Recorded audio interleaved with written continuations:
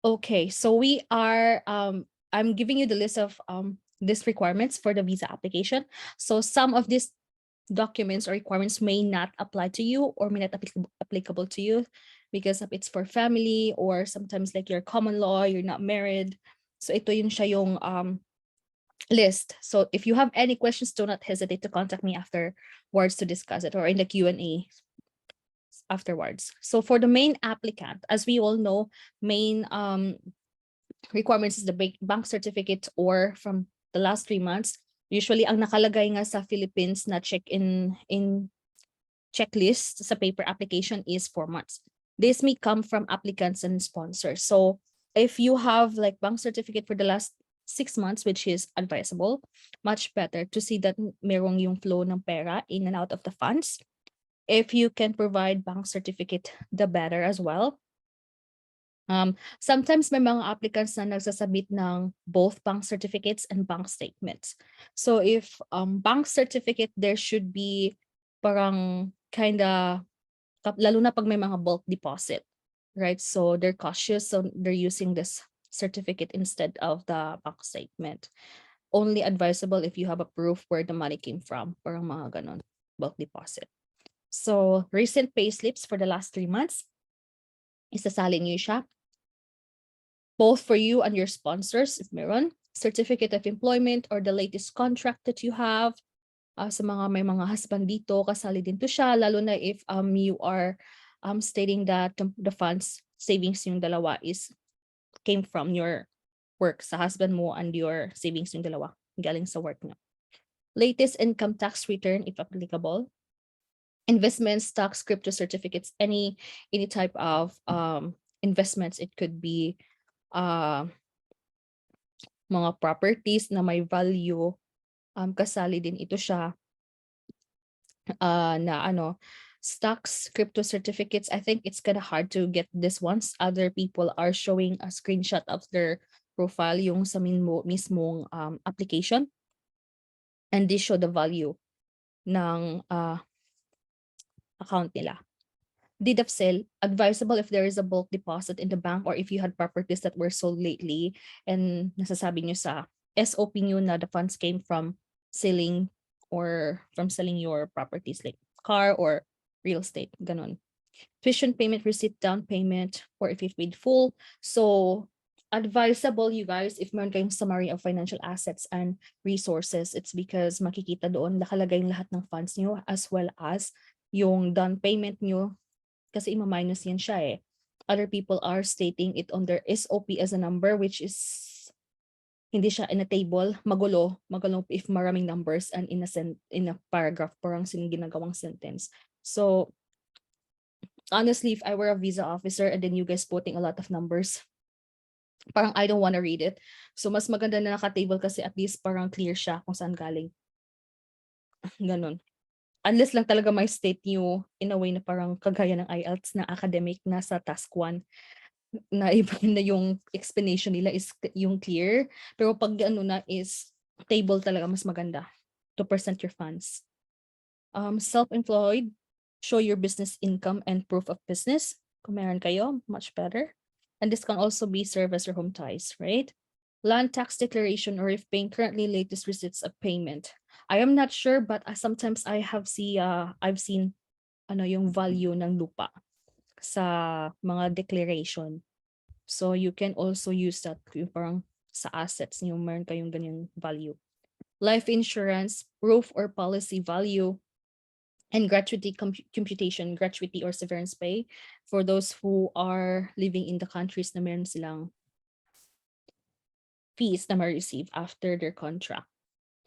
So sponsors can be parents, in-laws, aunts and uncles, or cousins, as long as they are willing to provide letters, documents to support your sponsorship of your application. I know sometimes like merong sponsors na for the sake of like adding more funds, not really sponsoring you guys pagdating nyo dito. If they are willing to do that to you, na parang mag-provide ng financial documents, that's fine, that's better. Kaysa naman mayroong sponsors na letter of support lang yung pinapirma pero walang provide na financial documents, ang mangyayari niyan sa GCMS notes visa officer, ino-note that there's no history as to where the money came from. So, no history provided, ganun yung usually ino-note ng visa officer sa GCMS nyo pag walang proof kung saan galing yung funds. Oo.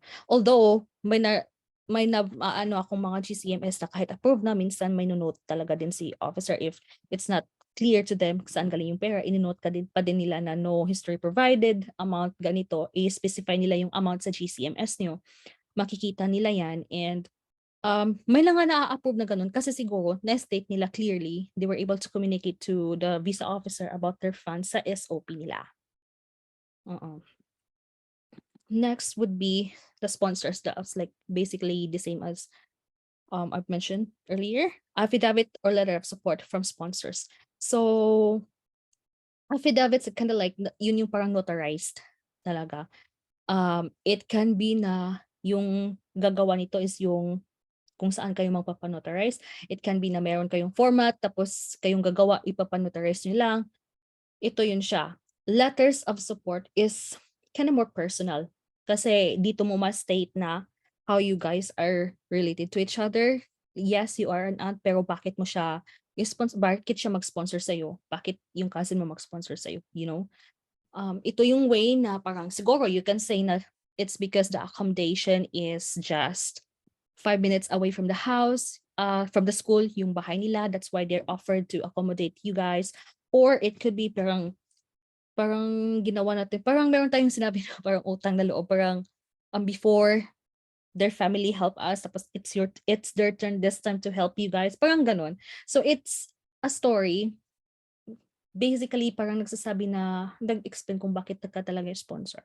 Kasi maraming visa officers know na may iba na sa papel lang yung sponsorship, mga ganun. So much better na ma-state niyo yung parang bakit yung sa letter of support, yung connection nyo, and why. And maybe you can add na gusto nyo makikita yung ano nyo yung improvement nyo sa education nyo and sa career nyo. That's why they're also helping you. So an example will be sent for the following to this list. If sponsors are family members, please provide any proof of relationship. It could be a birth certificate or marriage certificate of the sponsors. So for example, auntie mo mag-sponsor or uncle mo, kapatid ng nanay mo or parents mo. Birth certificate ng parents mo, birth certificate ng mag-sponsor sa'yo, to connect, to see the connection na parang same kayo ng parents or ganun. So any proof. Proof of status of sponsors who are in Canada, it's permanent resident card or Canadian passport. They can also add their driver's license if you want, not just in Canada, but also in any other countries. Yung parang passport nila or ID. Latest notice of assessment for sponsors in Canada.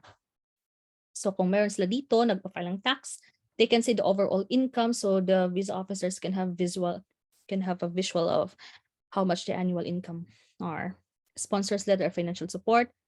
Ito yung sinabi ko earlier. And also, I suggest na kung pwede, parang walang less hassle na lang sa sponsor nyo, you can create the letter of financial support, pa-signature nyo lang sa kanila, and make sure like they will check the information of what is written on your sponsorship letter of support. And the recent payslips, bank certificate or statement. Next is if providing accommodation, please include proof of house ownership if meron silang bahay, or lease agreement na andon sila nakatira, and so ito yung papakita kapag nag-rent pa lang sila. Oo. And be careful you guys kasi as what was mentioned to me during our agent training, minsan si officer nagsasabi na, oo, sige, si parents niyo mag-sponsor sa'yo. And then they can take a look, they can assess based on your family information, kung ilan kayong magkapatid, makikita nila ito yung funds na sponsor sa'yo ng parents mo. And eventually, meron kayong 6-7 na magkakapatid. Yun sinabi nila. So be careful kasi it doesn't mean na marami kang funds and then marami ding dependents na kasali kayo sa nagkakapatid, marami kayo. So parang ini-estimate din yan ni visa officer. Kaya be careful din minsan sa lalo na yung mga mag-sponsor na retirees, mga ganon. So hindi din natin pwedeng ilagay na all of the funds will be will be sponsored or will be given to you kasi retired na sila, so sino ina-assess din yan ni visa officer. Proof of home ties in the Philippines, land titles, registrations, and property investments proof. Kung meron kayo dito, the better. The only problem with this one is kapag yung mga fresh graduate or yung mga walang property investment, parang sabihin nila weak ties. Yeah. But there are any other home ties listed in here. Deed of donation from parents or relatives if there's no properties under your name, or if there are properties under your name but you feel like gusto mong idagdag and you think na mapupunta din talaga sa inyo yung properties, then that's fine. It is advisable to provide this as a tie or proof that you are going home after your allowed period of stay. So, i-mention ko na lang din kasi sa discussion namin discussing about dual intent, lalo na if wala kang home ties sa Philippines. If ganun ang sinasabi ng RCIC na kausap ko, much better na hindi talaga, parang if you declare dual intent, your purpose is to apply for a student visa. So kailangan mo din talagang i-proof na uuwi ka din. So kahit na dual intent and you have like stronger ties here in Canada dahil sa relatives mo nandito na parents mo, at least kailangan, lalo na kung weak ties mo sa Pilipinas, you must have to have this one. Date of donation. ORCR for vehicles. Kung meron kayong sasakyan. And also this one, we can use the link from before na nag-ano ng value ng sasakyan. So we have link. I believe I've shared this previously sa group. carsurvey.ph. Yun siya, pwede yung i-screenshot. And ano kayo ng estimate value of your car, of your vehicle, which you can add sa summary of assets and funds. Oo. So, SSS, summary of contributions and employment history, PhilHealth, MDR, summary of contributions. If you don't have SSS, it's better to create an account, register, and then you can just take a screenshot of the contributions. So, dito yung ilalagay sa SOP nyo na you are going to benefit from this when you go in the Philippines kasi andun yung pang-retire nyo na funds, investments. Pag-ibig funds or savings, lalo na sa mga mayroong MP2, maganda din to siya. Family pictures, parents, grandparents, uncle and aunt, sponsors, siblings, or pets. You can include this as your home ties. Some of them ask me if si sponsor, like you guys don't have any pictures together, kasi parang matagal na, it's been a while, nakikita kayo. Well, if you can communicate, like maybe do a video call, messenger call, gano'n, tapos screenshot nyo lang that you guys still have a connection, communication, then that's good. Pwede na din. Siblings, pets, very important. Kung meron kayong pets. And of course, sa mga single dyan, baka meron kayong imaginary boyfriend, girlfriend, imaginary husband, no, not husband, imaginary fiance. You can add. Ask permission though. Mga ganun. So, kanya-kanyang diskarte, di ba? You don't have to really, insurance investment, life, universal insurance, same as in the proof of funds. So, the same documents will be provided here. Letter for future acceptance of the job. If you're going back to your previous employer, advisable if in the Philippines. Ito siya, kung meron talaga kayong employer na parang nag-o-offer ng higher position when you come back in the Philippines, if it is related to your, if the program of your studies is related to your current job position right now. Pero kung hindi, it's fine. Oo. In my case, meron akong na psychology siya sa Pilipinas, bachelor's degree, nag-study siya ng CCA dito. And meron siyang, nakakuha siya ng job offer sa parang charity ngayon na parang tahanan ng mga elderly na minamanage ng mga madre. Nakakuha siya ng future acceptance sa trabaho. That's okay.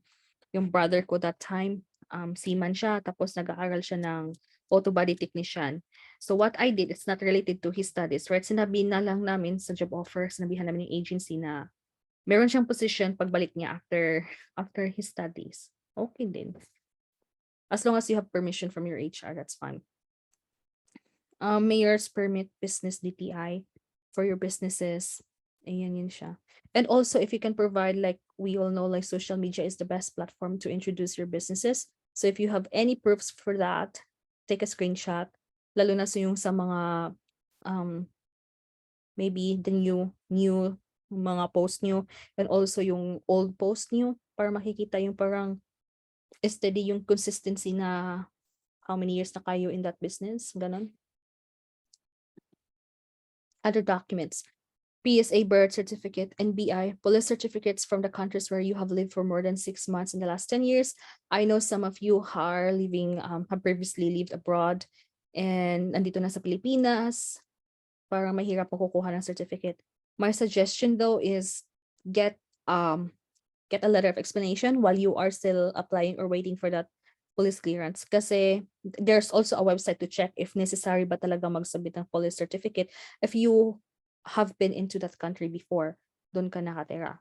So my suggestions: make a letter of explanation that you are currently applying or you have tried to apply, pero nakalagay doon sa ano is yung outside sa country ka na, pwede nang wala na, like you don't have any access to apply for a police certificate anymore. Gawan nyo na ng letter of explanation. Ganon. English test, if you have, then that's fine. Don't mind the close and parenthesis here. Since wala tayo, most successful take is MOI lang. MOI is fine, you can include that. Biographical page and pages with the stamps from previous and current passports issued in your name.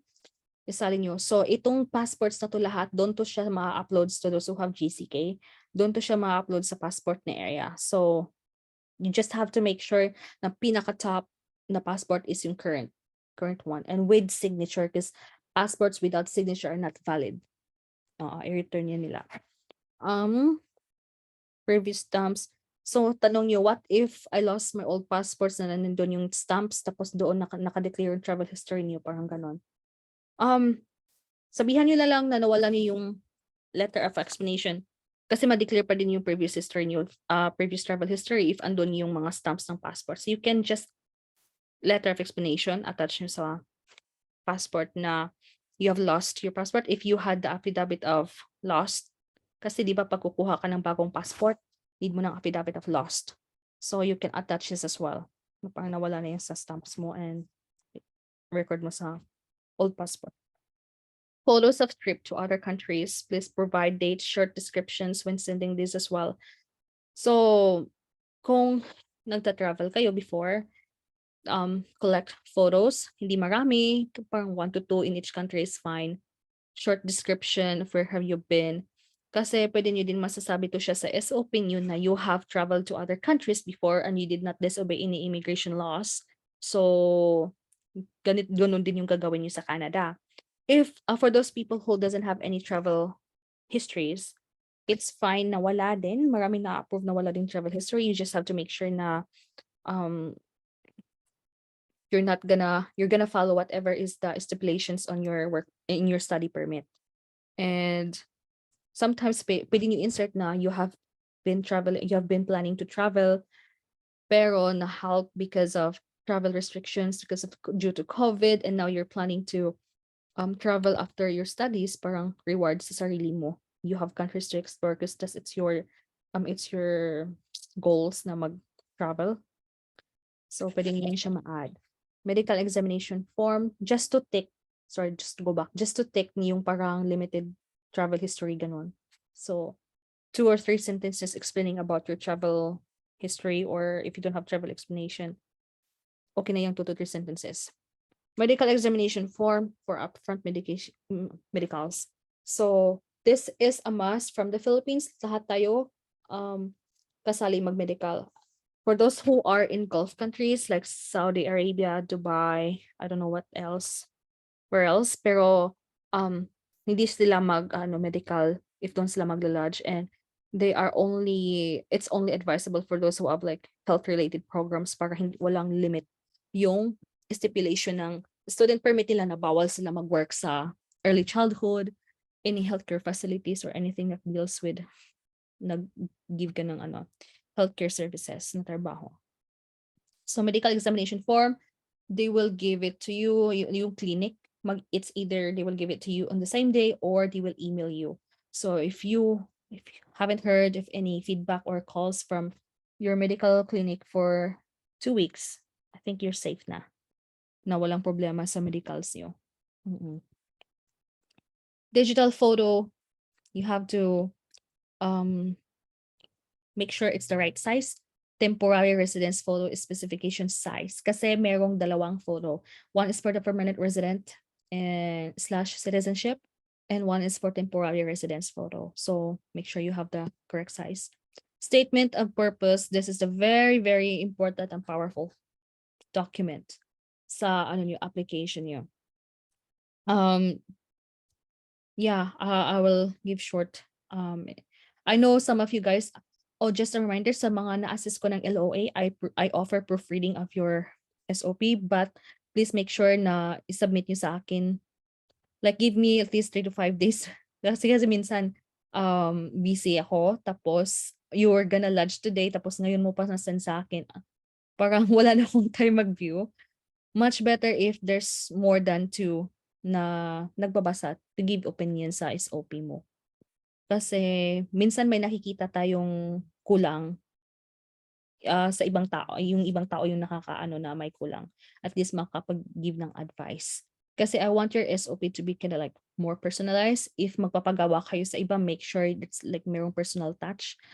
Add facts, not just like yung iba masyadong maganda yung ano nila, SOP when it comes to words, na mga word. Pero yung reason nila of studying is very vague. Generic na parang uuwi ako sa Pilipinas to start my business. Uuwi ako doon kasi maraming trabaho and that I can help my country, fellow men, whatever. Very generic yun siya na response, honestly. So lahat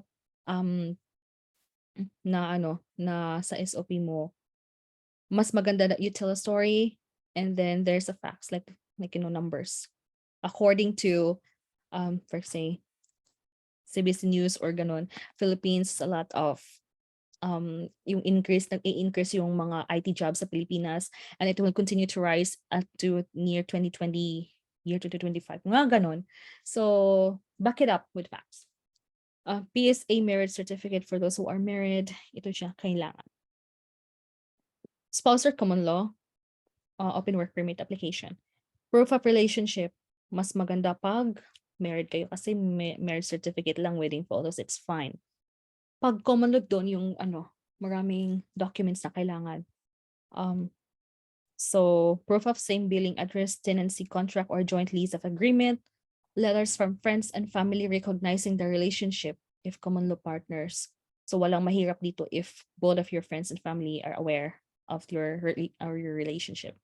Notarized joint affidavit of cohabitation, to disinterested person, continuing relationship. Honestly, guys, hindi ko masyadong ma-differentiate kung ano yung difference dito. I think meron dito is yung parang family nyo each side and merong friends nyo each side sa inyong dalawa.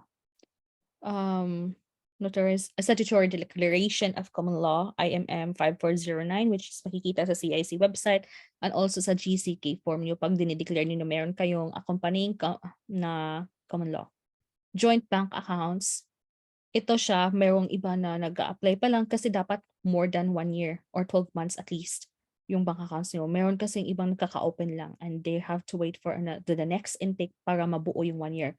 So ask your bank kasi minsan may mga bangko na ina-add lang nila yung common law nila, and kapag nag-request ng copy ng bank certificate o bank statement, kasali na si common law partner. Even way back kahit na iba-back mo yung backdate mo yung date, masasali na yung name nila. At least hindi sinasabi na kaka-join lang nito. No, walang nakalagay na ganun. Pangalan lang. Insurance that spouse or partner is mentioned as the beneficiary. For the proof of funds, aside from POF documents above, please provide the following: certificate of employment, latest pay stubs. So this is for both spouse and common law. Bank certificates and stated for the last 6 months. If self-employed, provide proof of business or a photo of the website or business. At the same time, investment certificates, stocks, crypto, real estate, and registration of properties and vehicles under both of your name. So ito din siya. I know most of you guys are familiar of the requirements because you have been on this stage already sa visa stage na, no? So all the documents for the open work permit, letter of intent. So for the letter of intent, ito yung pinaka-importante din kasi they have to state their background. Bakit siya sasama sa'yo? Like, yung as a spouse, why would you be coming here? So, doon yung state na you have been in a relationship together for how many years, never nyo naranasan mag-LDR, and you have beautiful, wonderful, maliliit na children, and you don't want to miss any developmental growth, any educational achievement nila. So that's why they are coming with you. And also, it will help relieve your stress, kumbaga, or homesickness, and that your performance at school will not be hindered.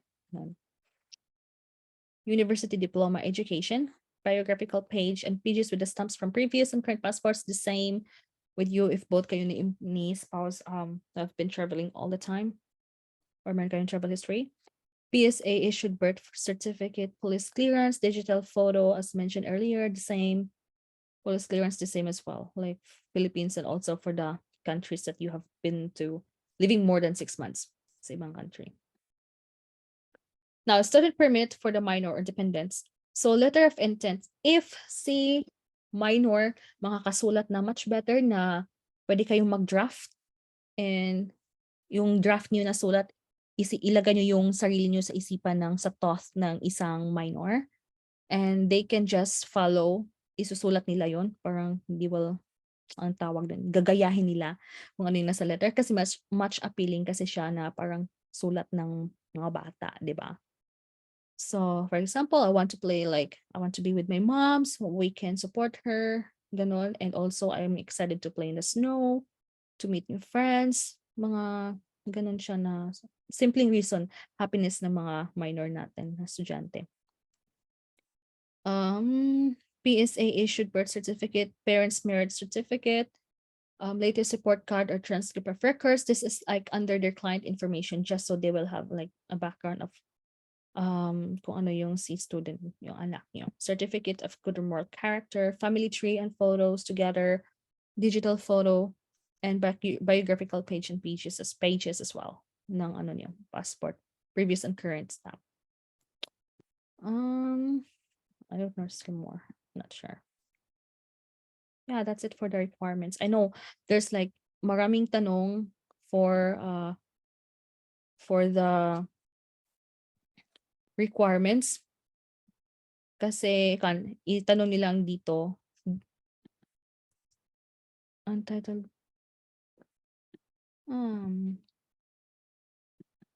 untitled question po to. Okay, that's fine. Okay, so now I'm just gonna tell you quickly dito sa part na to. I have presented this presentation before, but ano lang. So we are going to track your progress. So you break down your goals and plans. Some of you might see this one already. So after this, we can do the GCKey.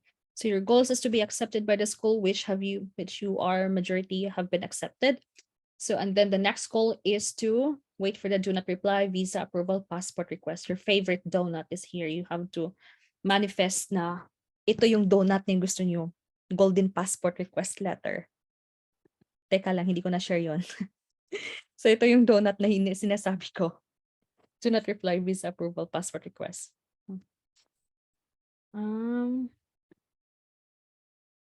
So we are now in your visa preparation stage. You have been accepted, visa preparation, and next step is for the visa lodging. So biometrics, you cannot do it before lodging kasi kailangan ng biometrics request letter from Ircc. You can receive this 24 hours up to 1 week. Minsan pinakamatagal na yung 1 week. The last time I have heard from the student is 3 days bago sila naka-receive ng biometrics. Usually mahuhuli si spouse makaka-receive nito ng biometrics request. So wag kayong mag-worry if after 24 hours wala pa kayo na-receive kasi majority is 24 hours, but mostly sa iba up to 72 hours to 1 week. So that's fine. Additional document request. Some of the offices are very kind na nagre-request lang ng document kung mayroong kulang. Others din, hindi na sila nagre-request. They just have like, ginalagay lang nila na kulang yung documents, ni-refuse na parang ganun. So kaya much better na meron kayong letter of explanation if you feel like meron pa kayong documents na hinihintay na hindi nyo nasali on the upon the lodging of your application. So example nito, merong nag-submit ng Saudi police clearance. Tapos yung NBI niya wala pa, matagal pa. So what she did, I told her to make a letter of explanation.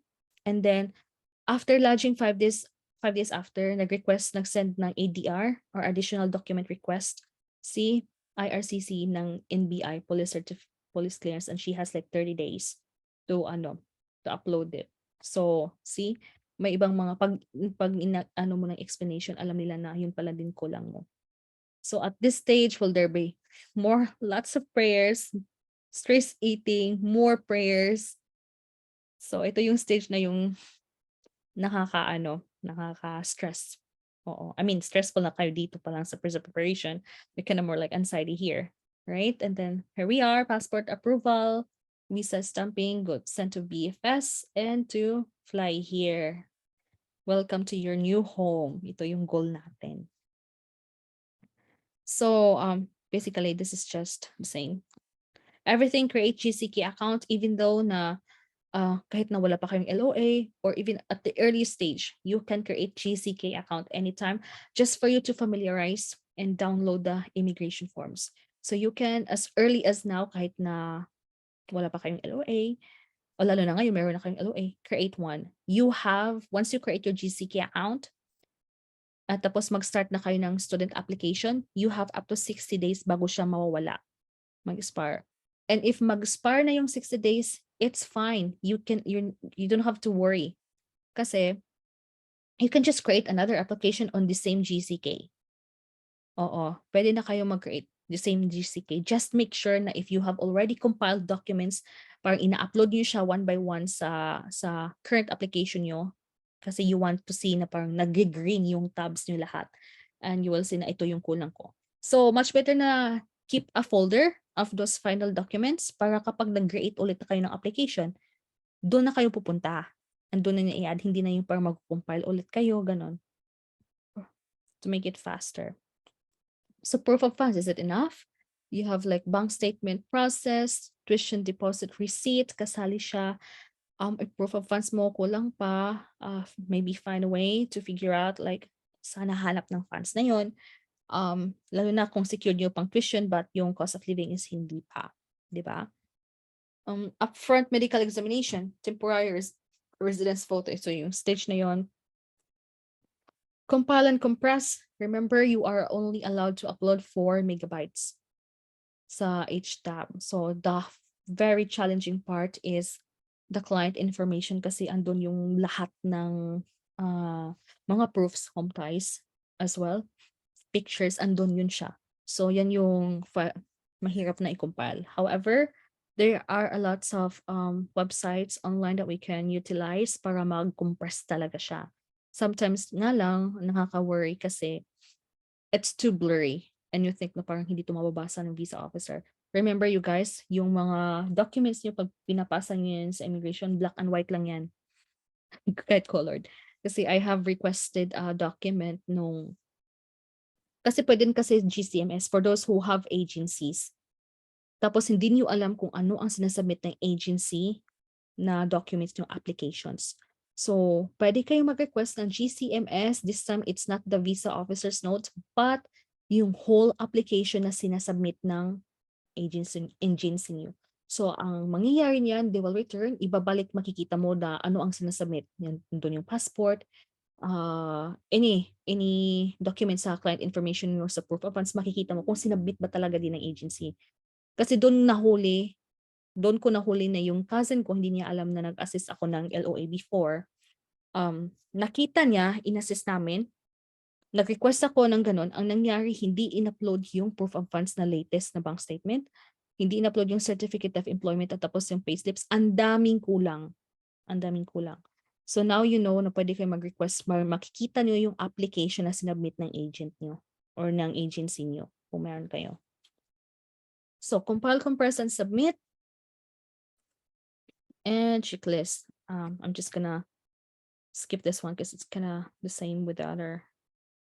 Okay, now this is just a quick statement of purpose. I know you guys na nagpapagawa.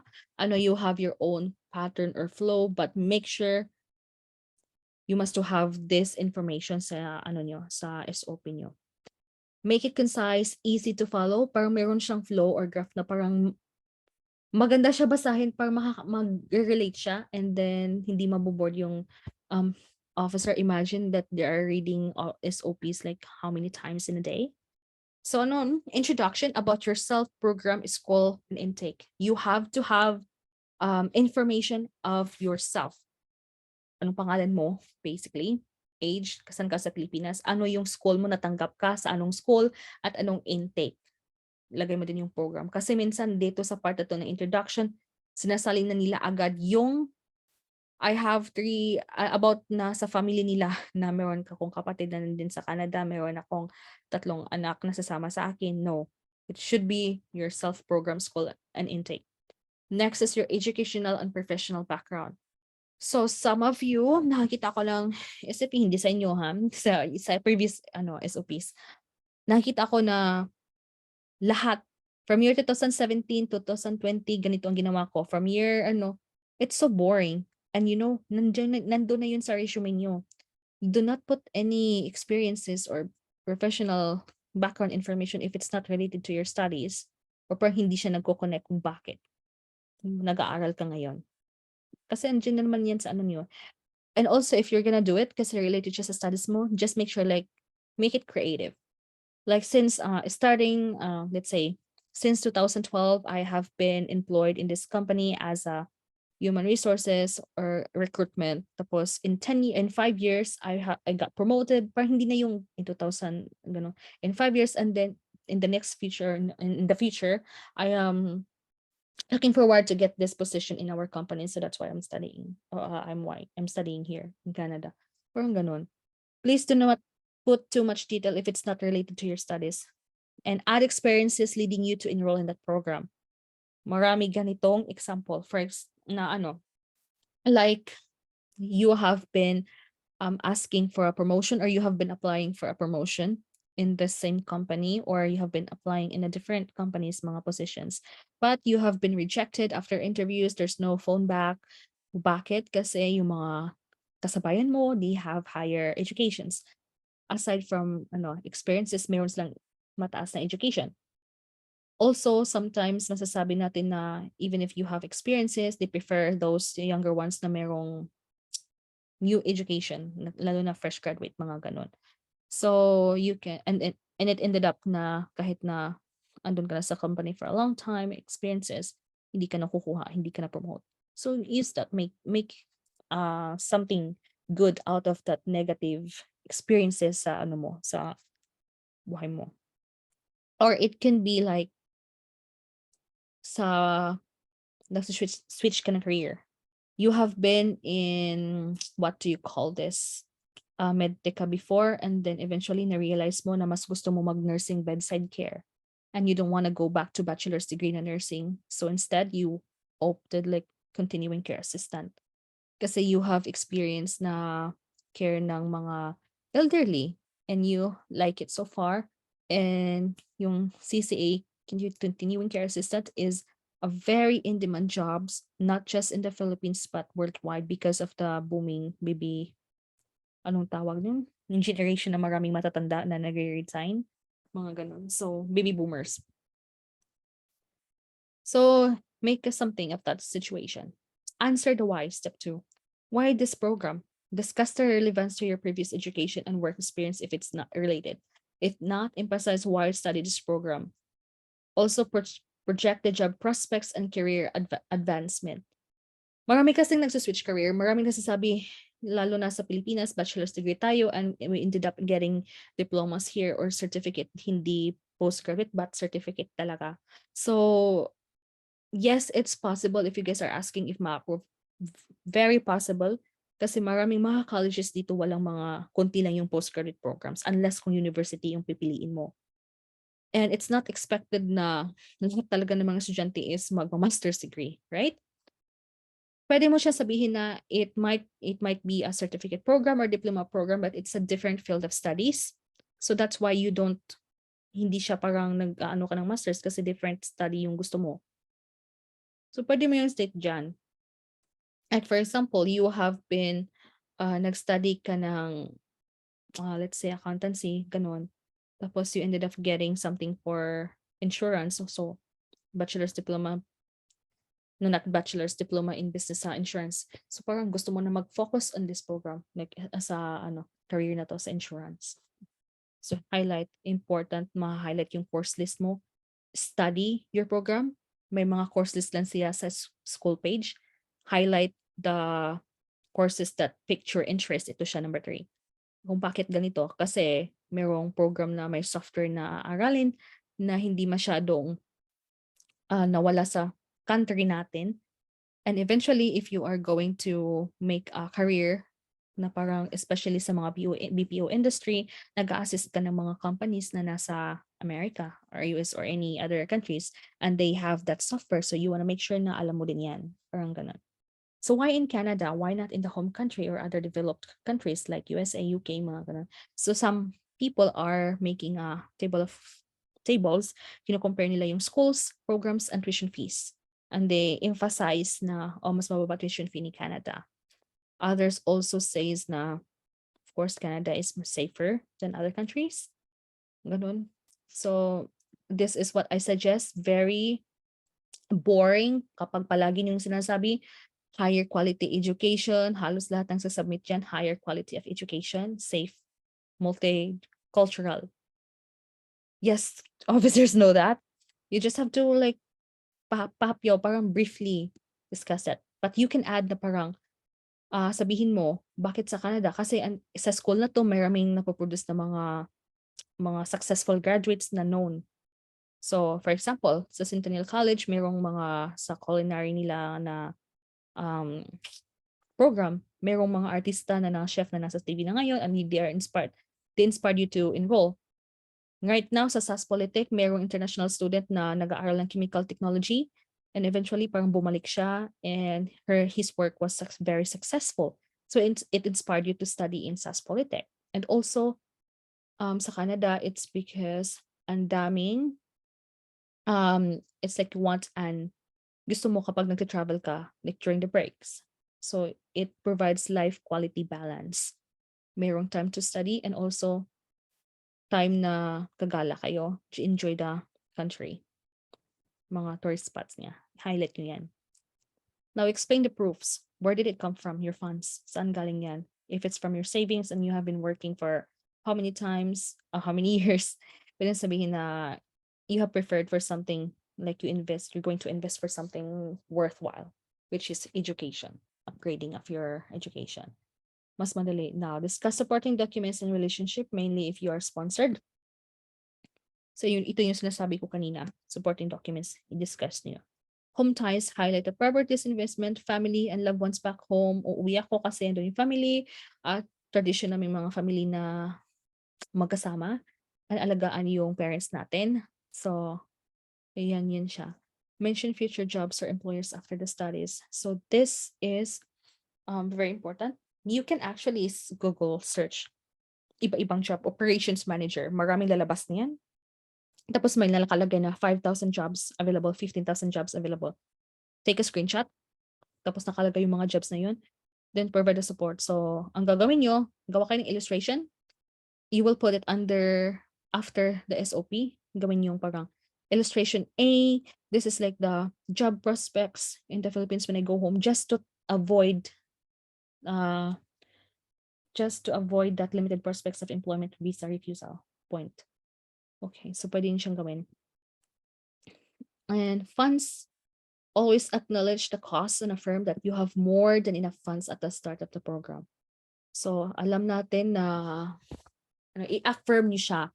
That means sabi ng RCC that I acknowledge and I affirm that I am ready for any financial obligations that that it would cost me to study in Canada. So I am prepared.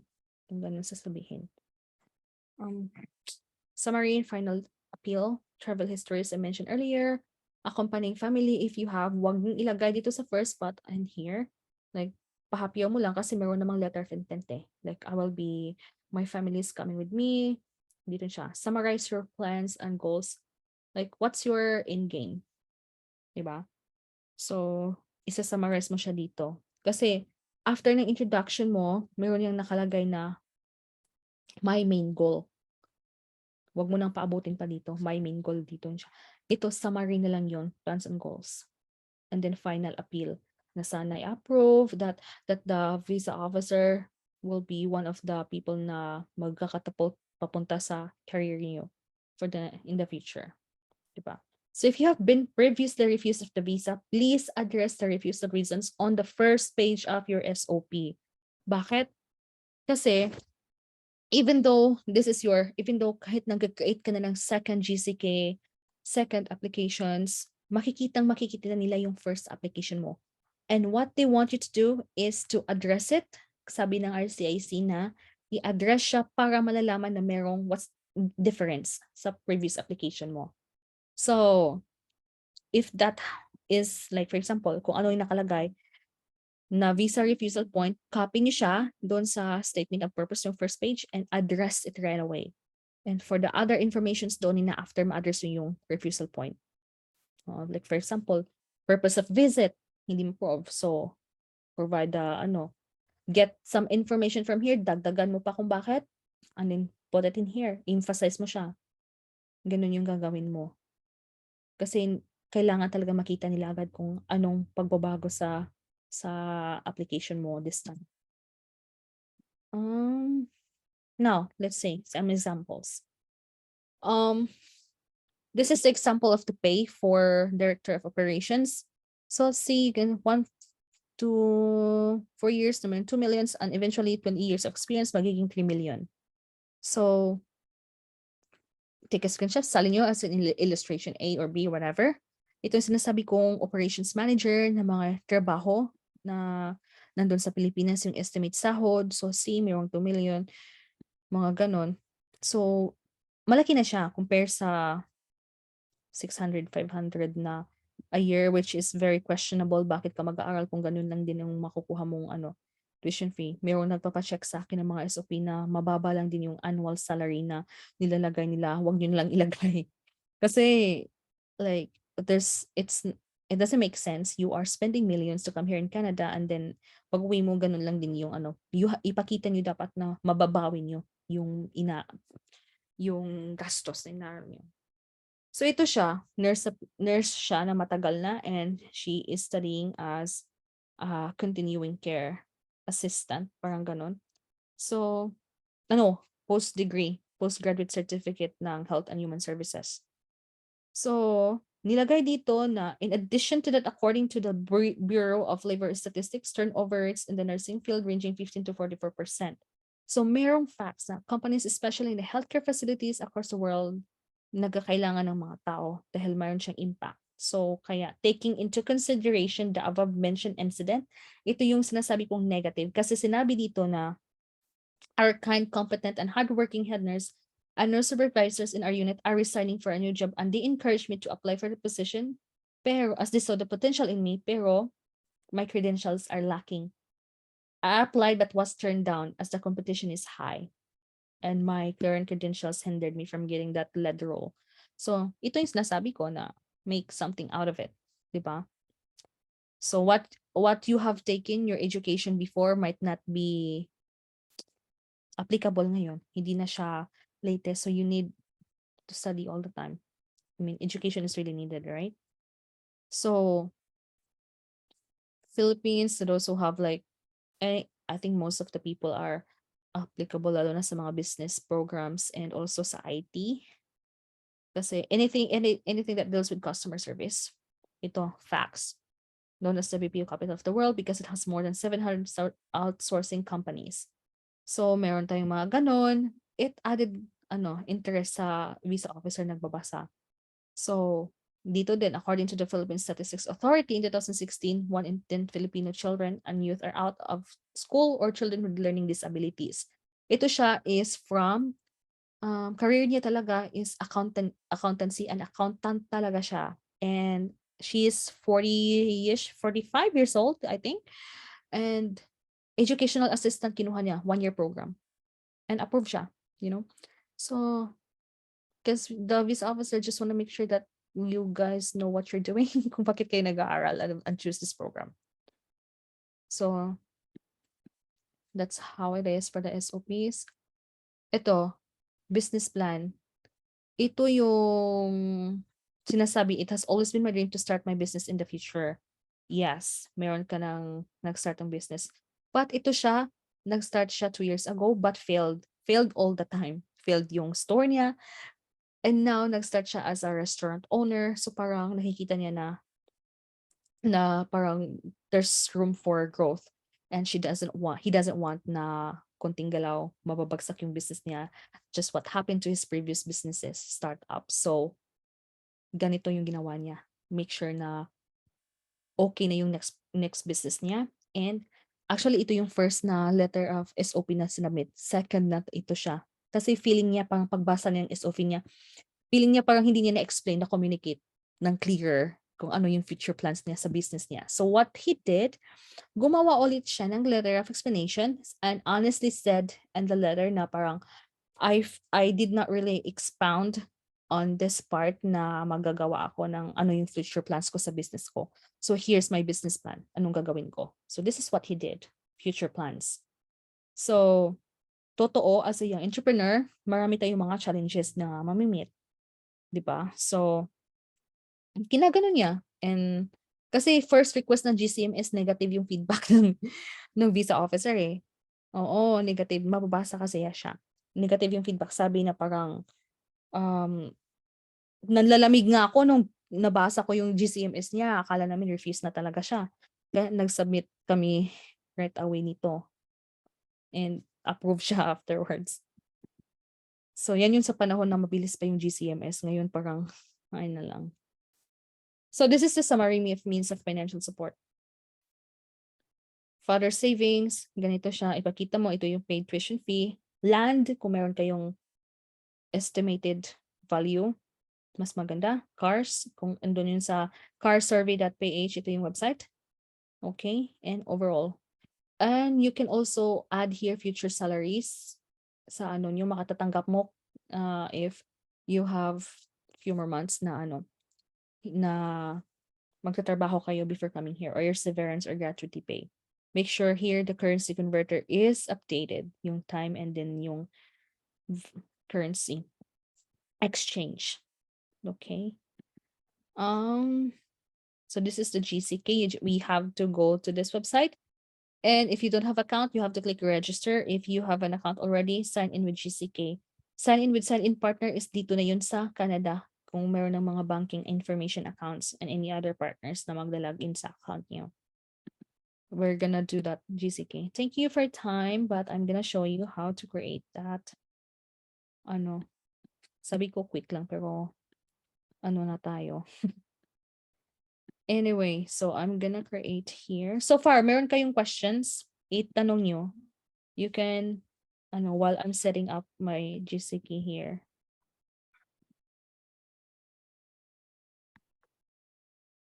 Hello, ma'am. Hi! Yes. So, kasi medyo na-late ako ng pasok. Hindi kasi ako makalagin kanina.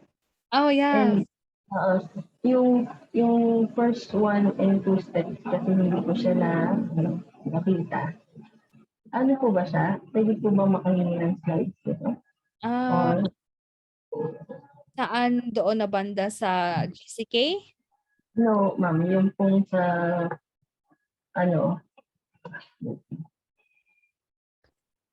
Medyo kasi yung boses mo. Chat mo nga.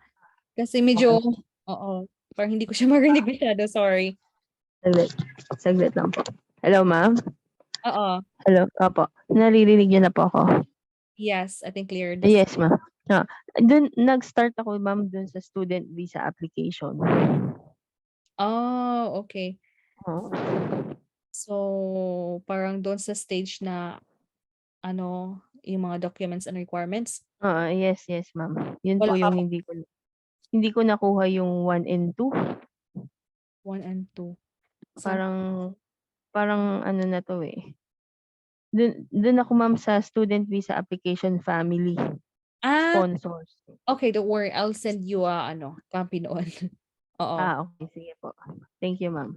Thanks. Okay. So, we're gonna go. Ma'am, Yeah. ma'am si Richland po ito. Magandang umaga po. Ay, magandang umaga. Pasensya na. May mga tanong talaga ako eh. Oh, no worries. Yung pong ano, kasi 'di ba napag-usapan natin. Nagma-manage ako ng mga bukid at saka ng apartment. Mm. Do I need to to prepare or send employment certificate? Pero meron na po kami nagawa. Mm. 'Di ba nag-ano po kasi ako dati, nag-agency ako, 'di ba? Kaya lang sumablay. Mm. Ngayon, si agency pinagawa ko noon ng, which is I think possible naman, yung affidavit of co-ownership. No. Parang proofs din yon na doon galing ang ang funds. Oo. Pero pwede bang yun na lang, o do I still need to make and send employment certificate? Kasi Kasi sa ngayon, ngayon po kasi nakapangalan yun lahat sa mga anak, which mm, is nakalagay naman ako sa mga titulo, married to yung mm, pangalan ko. Kaya lang okay. yung management akin. Sa mga anak wala. Ako ang nagma-manage. Mm. Do I Co-ownership is still need to okay. make yung yung certificate of employment? Okay na yan siya. Kasi sa certificate of employment, sino ang pipirma? Ikaw din. Or yung, Baka pwede si Bianan, which is um, siya naman yung unang nakalagay na pangalan. okay, if Sa ganun. mga titles po. Sa mga Ng titles. title. So, if ganun, pwede din sabihin na nag-ano. Oo. Kasi simple lang naman din yung certificate of employment just to affirm na na-employed ka talaga sa ano na yan. Po. Under Or mas okay na certification ng galing sa barangay na ako ay may nagmamanage ako ng farms na may estimated annual income na ganito. I O don't dapat galing sa kanila talaga kay Bianan? Bianan. Or iba pa yung sa barangay? Bianan. I don't think barangay is strong kasi wala naman talaga yung unless galing sa municipal yan na parang andun naka-highlight yung ano mo sa income. Bianan is okay. Pero meron din po akong meron kaming registration na registered farmers kami sa Department of Agriculture, yung RSBSA. Oo, kung meron kayo, doon na lang ano, wag sa barangay. Yun na lang sa ano, pwede ba yung municipal yung magbibigay or hindi? Hindi po eh. Iba pa yun eh. Mm, Pero yung naman, yung pumipirma naman ng RSBSA, yung registered farmer kami, ng DA, oo. ay agriculture officer ng municipal. Oh. I think basta anything na ano sa agriculture, I think much better sa agriculture kaysa sa barangay. Kaysa sa barangay. Kasi Ah, agriculture ano talaga yan eh. Agriculture ka na lang, wag ka sa barangay. Opo. Pero ma'am, yung bala ko kasi ma'am, humingi rin ng certification na ako'y farmer, nagmamanage ng farms If at certificate, apartment from the barangay na may annual income, para po hindi na ako mag-separate ng annual income pwede din. declaration. Parang Oo. ganun. Kasi kung parang certification lang na you're currently managing. Opo. Okay. Yeah, pwede din siya. Kasi po ang iniisip ko, kung sa akin galing yung certification o sa amin galing, parang parang bias. Mas maganda kung sa government o sa barangay. Yan yung At problema din. aside from the sa DA, Department of Agriculture. Yan yung problema na encounter ko before. Kasi, pero yun sila kasi merong HR department. Kasi parang Opo. business pero merong HR. So sa HR ang gumawa. Sa inyo kasi parang more on family lang yan, di ba? Opo. So, yeah. So, yeah, much better na din si barangay kasi sa pag gano'n naman, registered farmer naman kayo. Oo. Ganun siya. Opo. Okay. So, Salamat po, proceed ma'am. lang tayo. No worries. Yeah, you're welcome. Proceed tayo sa GCK. I know some of you have meron na. Yung ibang questions ko na lang maya-maya. Okay. Okay. So, I think, not sure. Am I sharing the screen? Hindi. All right. So, punta kayo sa dito na website. Again, this is for those who doesn't have the GCK account. Register. Hindi ko lang to mag-proceed because I don't have any available email address na need i-register. Register with GCK. So, basically, this is the instructions on what to do. Iba to. Ang dami kong account dito, mga sign up. Dito kayo sa sign up. I accept. And then, create kayo ng username nyo. That's me. Ay, okay. And then, create your password. And then, 123 Canada.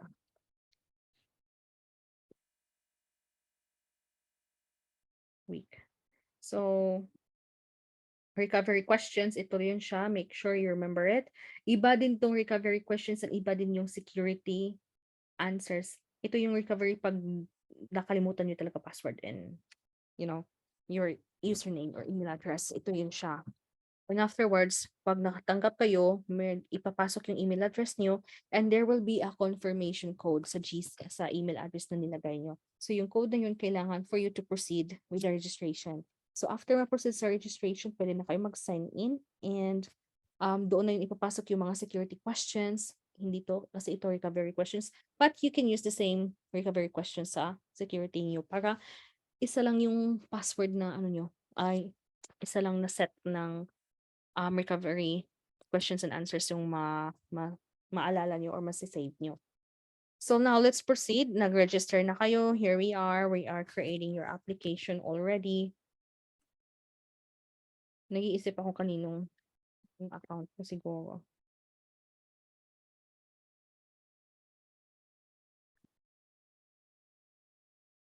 Nasa kapatid ko na lang. Oh. So nagbago kasi. Hindi kasi ito ganito last time eh. Ngayon need i-confirm yung email address niya which is ayaw kong gawin to. But yes, you remember you can create your GCKey account anytime. Kahit na magdalawa or tatlo, just make sure na tama yung naalala yung account. And minsan, kahit nagsa-sign in kayo, pabalik-balik kayo dito sa hindi kayo makakaparsig sa forward. Okay lang din yan siya. Ganyan kasi din minsan, parang i-clear niyo yung browser niyo history. Nakalimutan ko na yung account ko.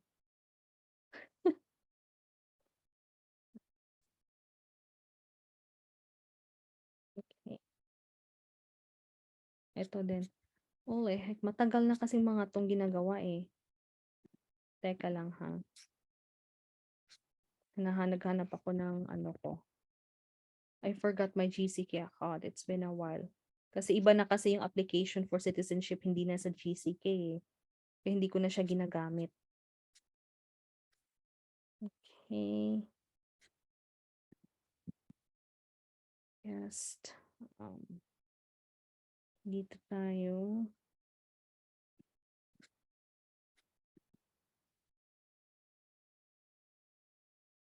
We will be showing it in a bit.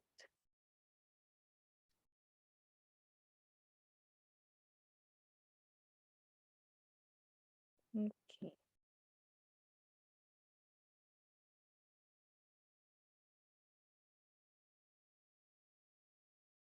I think I'm safe to say na. Okay, I accept everything. So we are at this stage. Apply to come to Canada. Pipindutin nyo.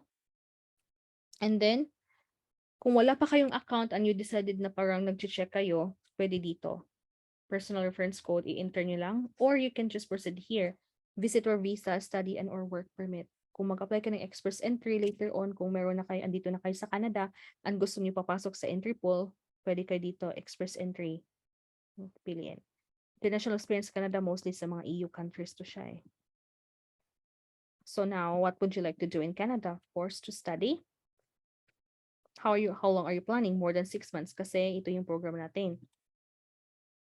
Temporarily less than 6 months sa mga ESL to siya, yung mga secondary language, yung English lang yung gusto nilang aralin.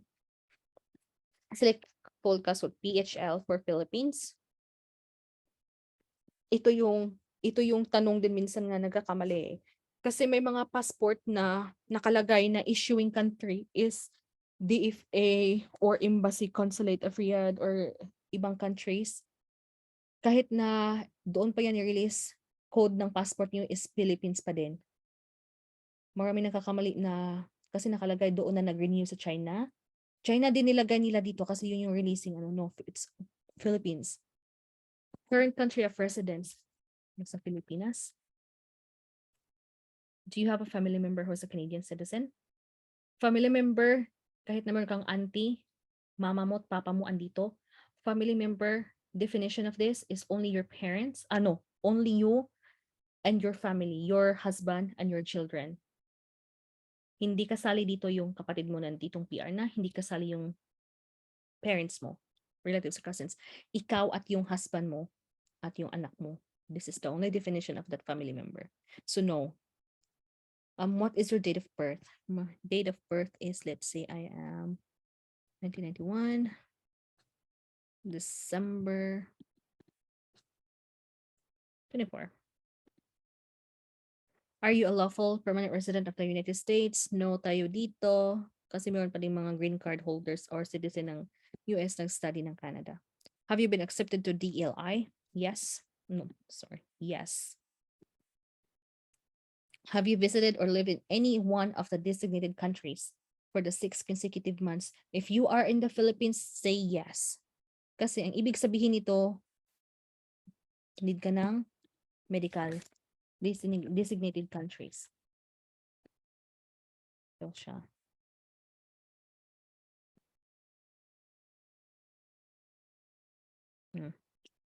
CIC. So, let's say, may mga nakano dito. Saudi, see how it is. Saudi Arabia, kaya hindi na sila kailangan ng medical kasi no nakalagay. Philippines is always a yes. So, andyan kayo sa Pilipinas, yes, ang ilalagay niyo dyan.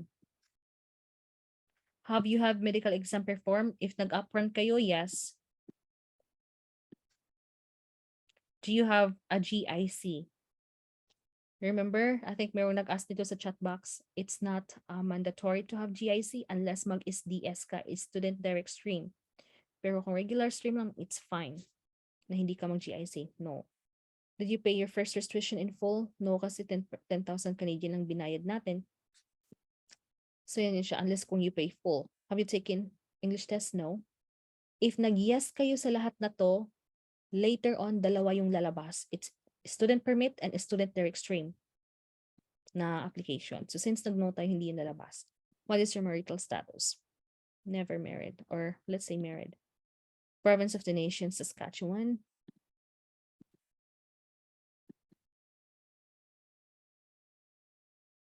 It's taking so long.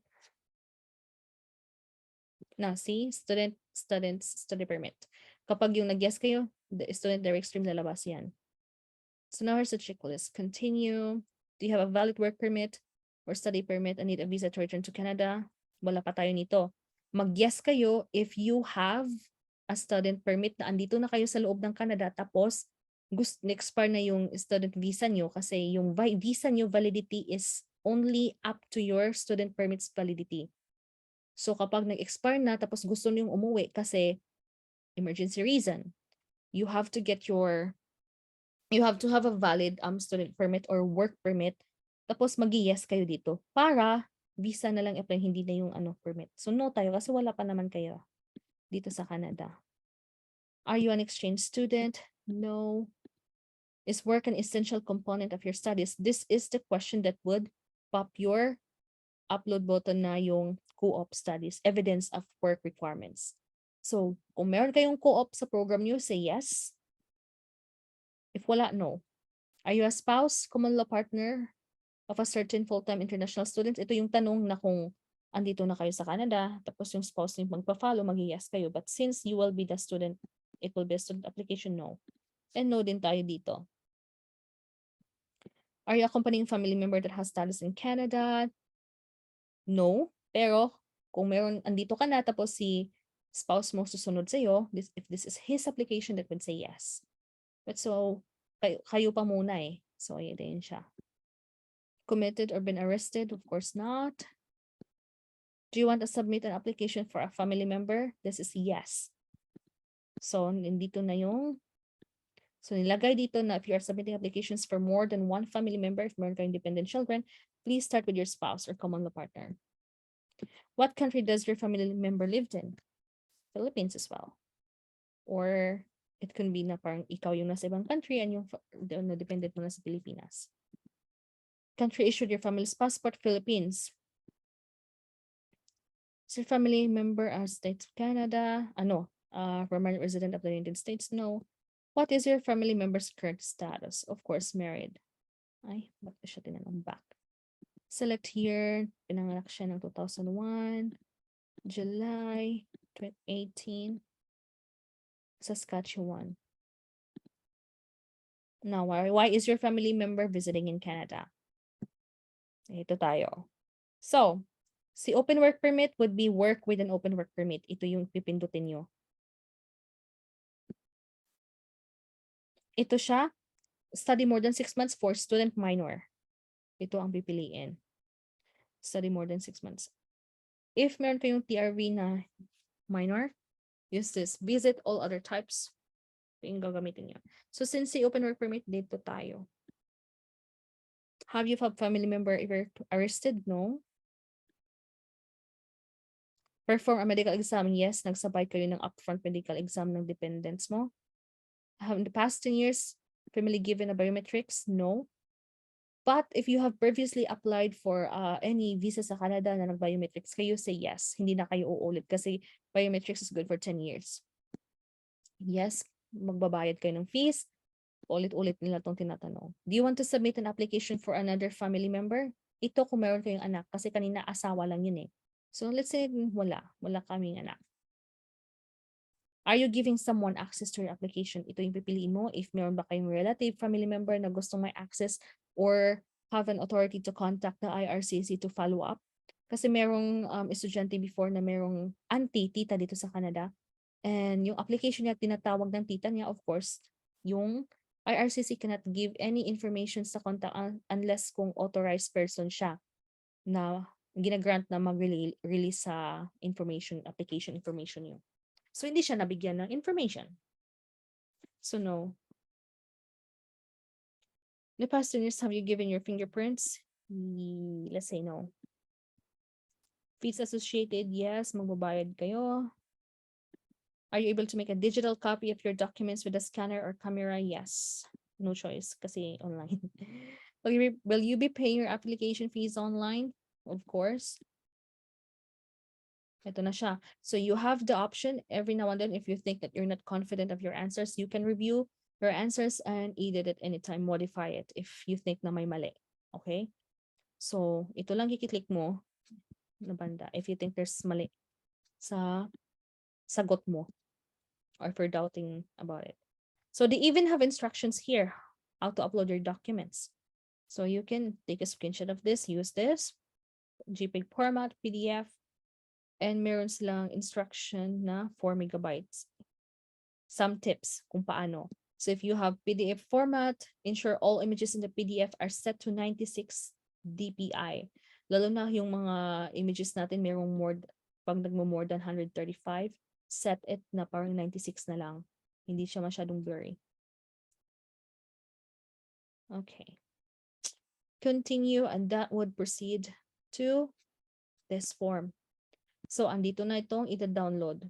Sa lahat ng hindi pa nakakita ng forms na to, if you click on it, download it, this is what will appear.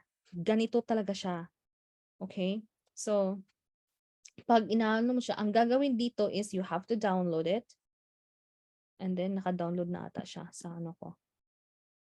IMM forms ko. Or wala. So, download it. Tapos, punta ka sa Adobe. Or how do you say it? I don't know. Open. Tapos, punta ka sa downloads. And this is how you will open it. See? So, na-open mo na siya. Ganito. So, when you fill this form, UCI, blanco. Unless kung nag-submit na kayo meron na kayong UCI before when you submitted any application sa Canada, you can use it. You can put it there.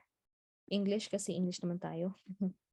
Family name shown in the passport, given name. Have you ever used any other names before? To those who have been married or who are married, you can say yes. Ilagay mo yung maiden name mo dito. Kasi marami ako nakikitang immigration forms na pinapakita sa akin. Hindi nilagay yung yung maiden name nila. Nagno-no sila dito. Obviously, you have changed your name kasi usually sa Pilipinas yan yung parang ating tradition, di ba? Nagpa-follow sa name ng husband. So, say yes here. Maiden name kasi nakalagay. It's not just a nickname. And the reason why na mayroong ganito kasi sa Canada, mga tao dito, Joseph yung first name. Alam mo ba yung mga nickname nila? Mark. Mga iba. Kaya mayroong ganitong tanong si Canada. So, sex, female. Date of birth, place of birth, country of territory, citizenship, Philippines. So, current country or territory of residence. So, this is what I have clarified sa agent training namin. So, I know maririnig nyo na parang you are in Dubai, you are in Kuwait, and mataas yung visa refusal rates. Yes, because of the Chinook system. And maraming iba na naglalagay ng Philippines as the current country of residence even though nasa Dubai sila or Kuwait. So, kina-clarify ko yan siya na question. I did not share this video on your group chat, but I shared this on the other sa current na mga estudyante. I will share it later on. Sinasabi nila, it's fine. It's not misrepresentation as long as you declare your countries kung saan ka din ngayon. Kasi under sa Regulation 11 ata yun siya. Under Regulation 11. Kasi I know na meron sa inyo na parang Philippines ako mag-lodge kahit nandito ako. And then parang maraming nagsasabi sa group na nababasa nyo, misrepresentation or anything. It was clarified to me that it's fine as long as you declare yung current country of residence mo din, which is i-declare mo dito ano yung status mo, right? Current country or territory where you are applying same as the current country of residence or no? So if your current marital status here, information if you have been previously married or in a common law relationship, no matter what you say, masasali talaga yung mga ex if you are previously married or if you've been in a common law relationship before. Don't worry, hindi na sila tinatanong lang nila yan. Hindi lang parang makaka-apekto sa application, no. Makaka-apekto hindi niyo dinideclare. So ito yun siya, native language, Tagalog mostly andito. Walang Cebuano, I think, or meron. If you're wala siya. So, ito yung information. Have you taken test? No. Passport number, national identity documents. A lot of people are confusing passport as our national identity. Kung meron kayong national ID, you can include it here. If not, pwede namang no. US card, USPR card, no tayo dito automatically. Contact information, your current mailing address, and if it's the same or not. So make sure you get the correct address kasi ito yung address na gagamitin nakalagay sa student permit nyo pag print dito sa border. Telephone number, email address, make sure it's the correct email address kasi merong nagsasend ng application follow-up letter. Tapos nasabi siyang not recognize yung email address niya as the valid representative. So make sure tama yung nilagay niyang email address. Details of intended study in Canada. Ano lang to? Ito yun siya. Lagay yung information, name of school, level of study, kung ano yung field ng studies niyo, andito. And if bachelor's degree, diploma or certificate. Complete address ng school. So I know confusing sa Saspolitec kasi yung resibo galing sa Saskatoon and sa LOA may nakalagay na Saskatoon. Pero at the end there's a note na anong campus. Follow kung saan na campus kayo. ito yung ilalagay mo na address. For example, Regina kayo. Search mo lang sa Politic Regina campus address. Ito yung ilalagay. Okay? So, duration of study is in your LOA. Student ID numbers in your LOA. Designated learning number. Nasa LOA nyo din yan. Cost of my studies will be tuition fee. 1 year tuition fee is okay. Kahit na 2 years study mo, 1 year's tuition fee is fine. Funds available for my stay. Ito yung overall funds na total nyo sa summary of assets. Dito nyo ilalagay. And also, my expenses in Canada will be paid by other. Kasi, ano kayo eh. Myself, lagay nyo myself, my husband, and my aunt are dito. And here, have you had any post-secondary declaration? Yes. Make sure you have a copy of this by the time na mag-apply kayo ng permanent residency or citizenship. It's easier to trace na ano, kasi mayroong iba na hindi nagde-declare ng education, which is not advisable, right? So ito yun siya. Employment information. I know there's only 3 here. So ang gagawin nyo, tapos marami kayong employment information for the past 10 years, what you're going to do, bond paper, blank bond paper, just follow this format. From and to, current activity, city and town. Follow mo lang to siya. Ilagay mo yung information mo ng employment na hindi mo makasali dito. So use the latest one here though. Dito mo na. Kasi if you're gonna print another one of this, 3 lang din. At if marami, much better na sa isang bond paper na lang ilalagay if more than 3 employments kayo for the last 10 years. Okay? And then add it sa client information uniforms. Doon ilagay nyo employment. Tapos start ng 4, 5, 6. Kasi 3 dito eh. So ganun gagawin. Background information. Meron ba kayong TB or any sa province sa Canada? No. And so, have you ever remained beyond the validity of your status? No. Have you ever been refused? Dito, i-declare nag-apply na refused na ba kayo before? Or any other country. Remember, it's not just Canada here, any other country. Okay? So it can be US, UK, New Zealand, wherever. Have you previously applied to enter or remain in Canada? Yes. Ilagay nyo dito ang explanation. So you can say application number S or W, lalo na if sa Canada. Visa officer not satisfied. Visa officer not satisfied. Ano ba yan? Spelling ko. Not satisfied. Application. New application submitted. And then, basta ilagay yung explanation. Application submitted. Providing proofs sa refusal nyo. Have you ever committed, arrested for charge for criminal? No. Serve in military? Wala, of course. So, kapag kayo dito, natapos nyo na fill out yung lahat-lahat na to, do you consent to be contacted? It doesn't really matter because it's just optional. I say yes here. So signature, you do not print this one and sign and put a date. Kapag kompleto na, just click validate. So see, kapag may kulang, hindi yan magpo-proceed, hindi yan magva-validate. See, these are the highlight existing fields are those that need to be lalagyan ng information. So, for example, nag-validate siya kasi kumpleto ka na.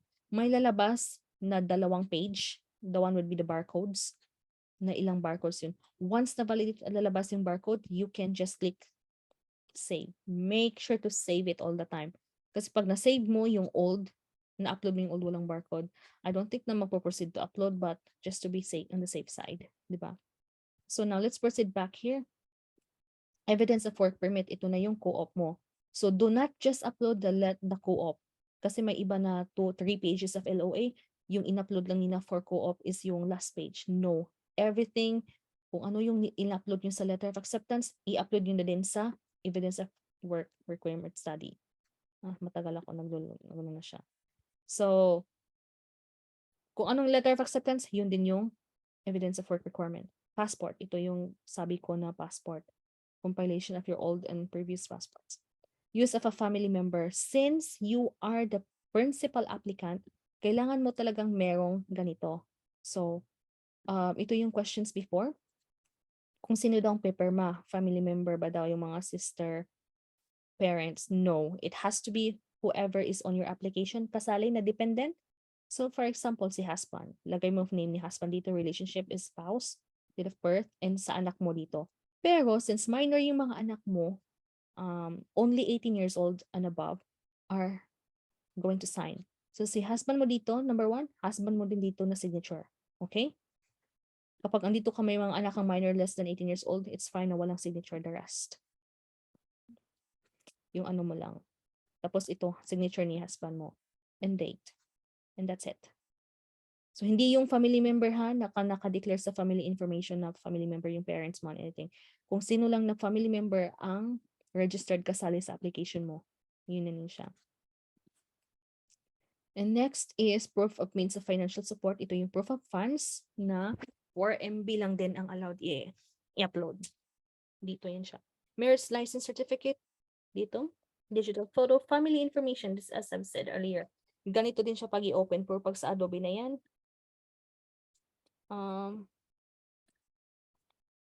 I-click ko na directly sa downloads kasi na-open ko na yun.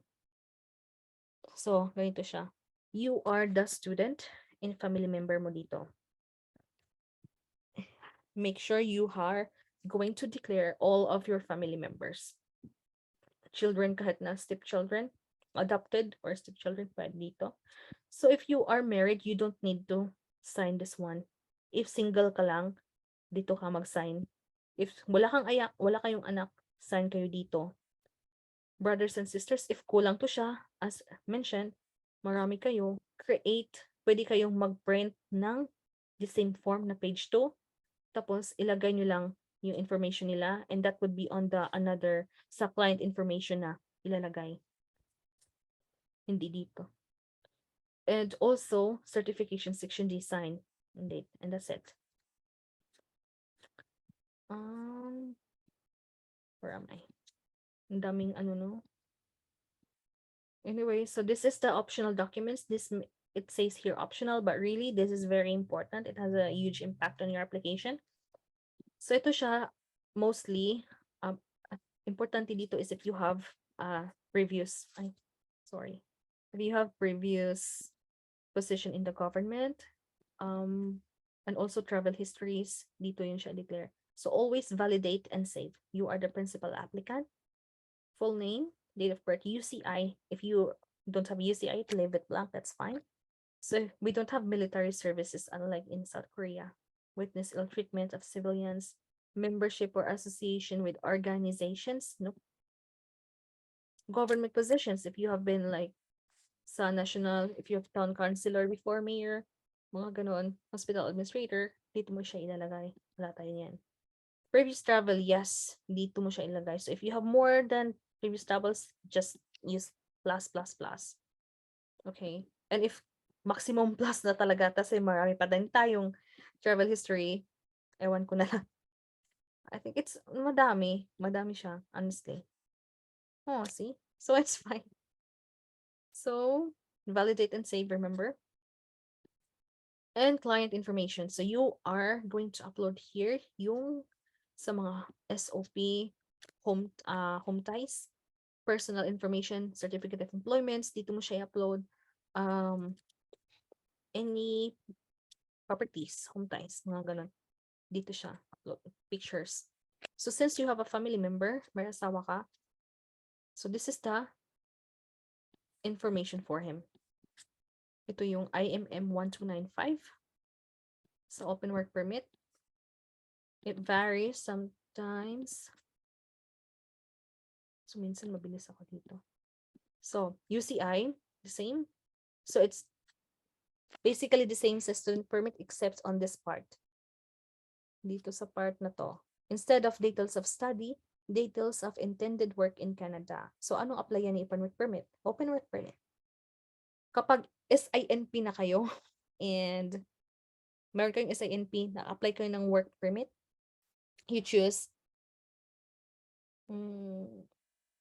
exemption from labor market impact assessment.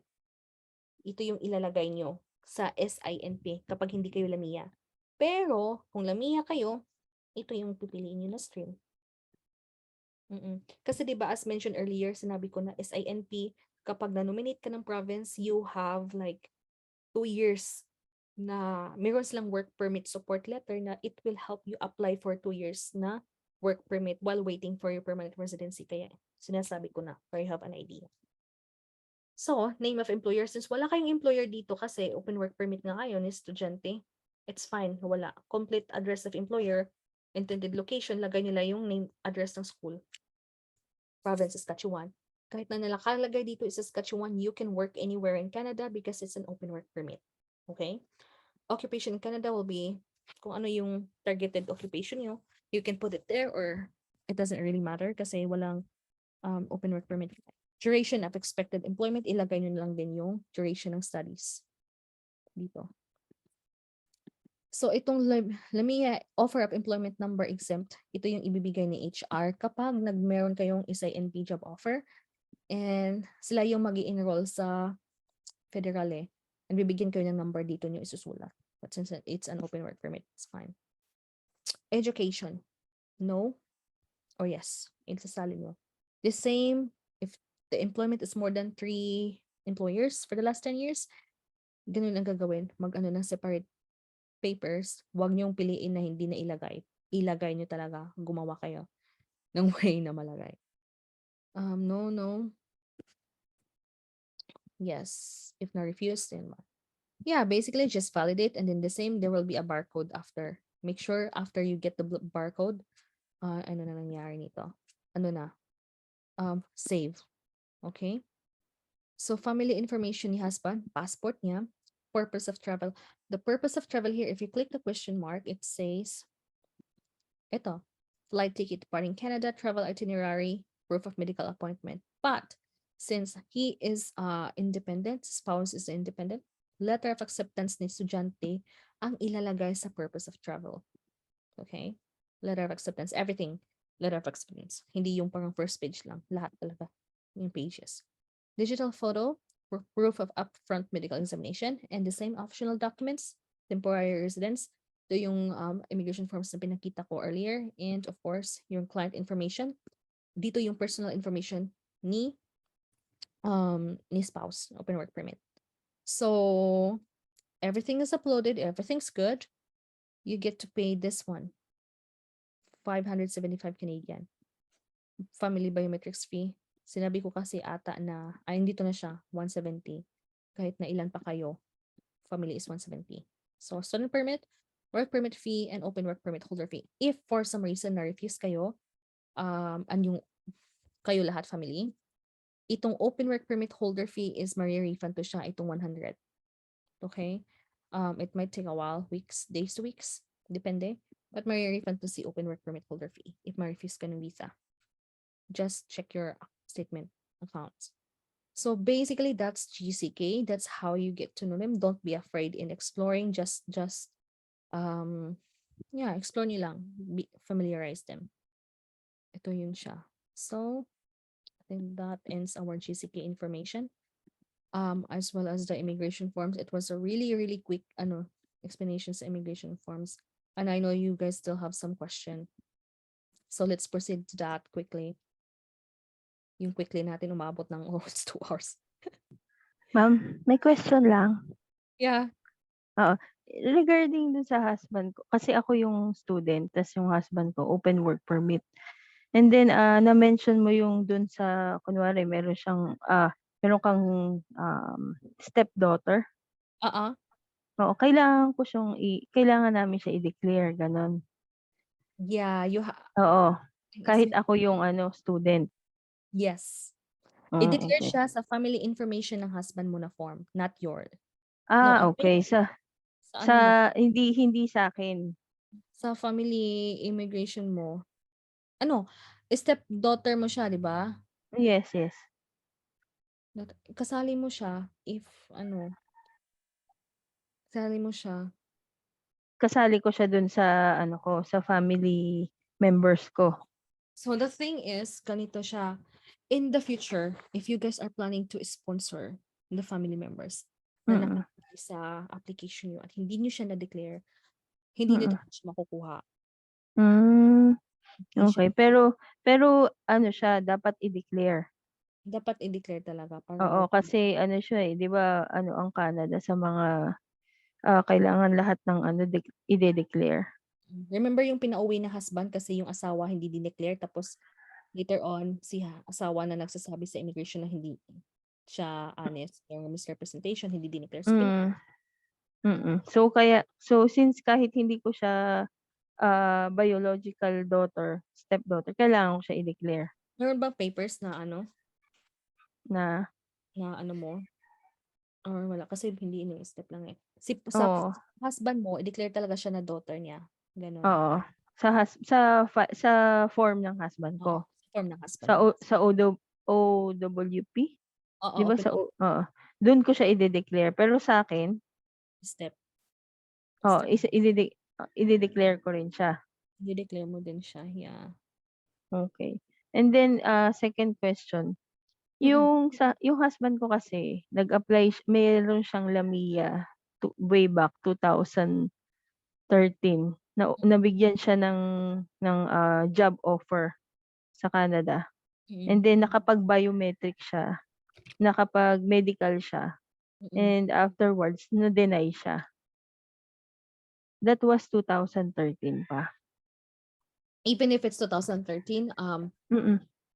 you still have to Pa say, have you applied hmm, previously? Yes pa din siya. Refusal, ilalagay mo. Bakit? okay.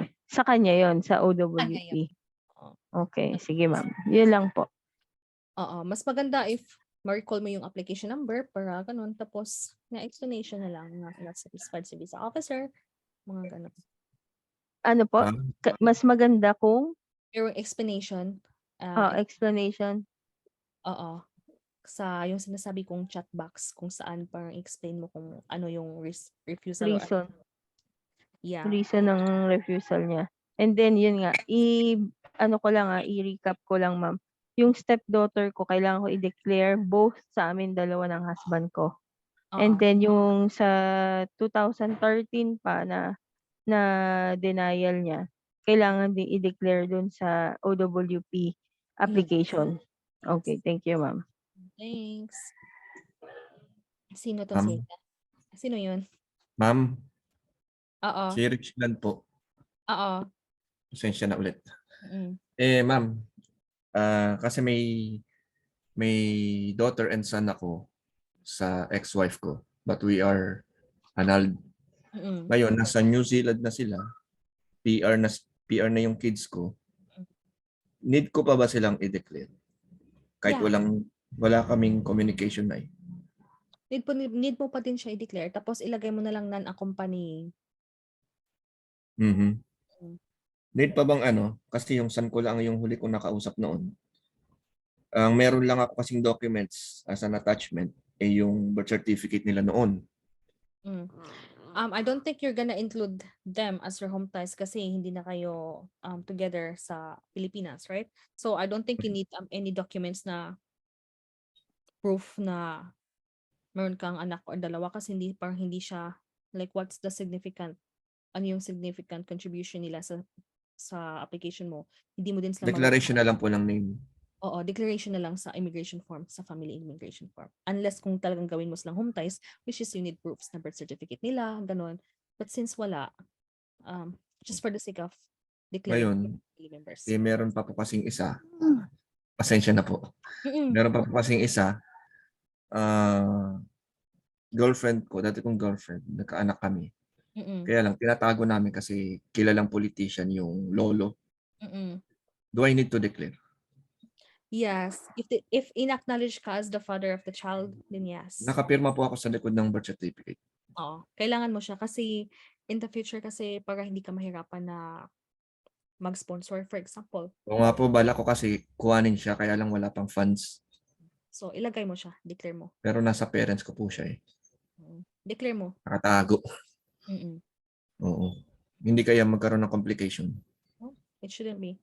Just Hindi declare. naman siguro malalaman ng politician. No, hindi. Hindi siya. So whatever is submitted to the visa officer, to the immigration, it will be their information. Confidentiality is very important sa Canada. So that's why, although sometimes they messed up with their immigration system, importante sa kanila in confidentiality. They just don't contact ng mga kung sino yung nasa involved doon. So yun lang sa immigration forms mo, i-declare mo siya. Okay po. Tapos last ma'am, yung misis ko kasi, government officer, tapos siya yung OWP ko. Oo. Until when siya pwedeng pwede ba siyang mag-resign pag nandun na siya?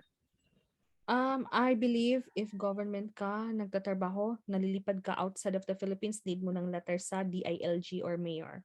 So my suggestion is as soon as you get your visa approval, mag-resign Pwede na. siya mag-resign. Oo. Oo, wag nang Kasi paabutin na dito pa kasi need ng letter Oo. kapag sa airport ka. Oo, Government. travel letter. Yeah. Opo kasi government. Okay po ma'am, salamat po. Ma'am, may PM ako sa inyo.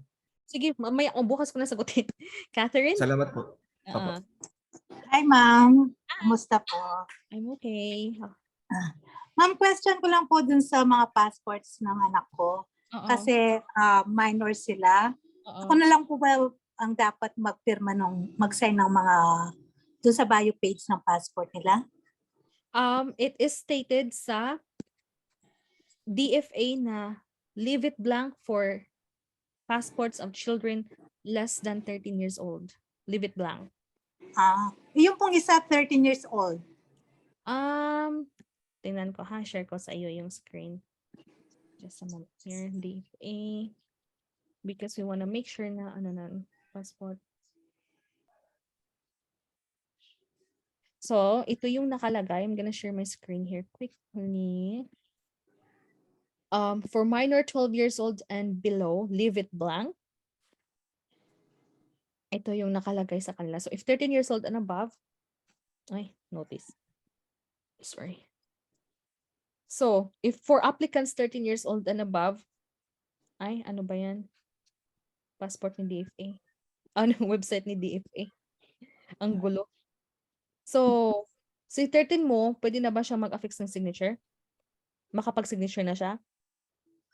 Patuturuan ko na lang siguro kasi ako Oo. yung nagpipirma sa mga documents niya eh. Oo. Basta ang nakalagay dito is ang gulo ng website nila. For minors 12 years old and below pala, leave it blank. Yun yung So sa kanya, papatry ko na lang maggawa siya ng pirma niya, no ma'am. Yeah. Oo. Tsaka, ano pa po, ma'am, dun sa Certificate of Employment, nasabi ko na po noon, di ba, na nagpa-private tutor na lang ako.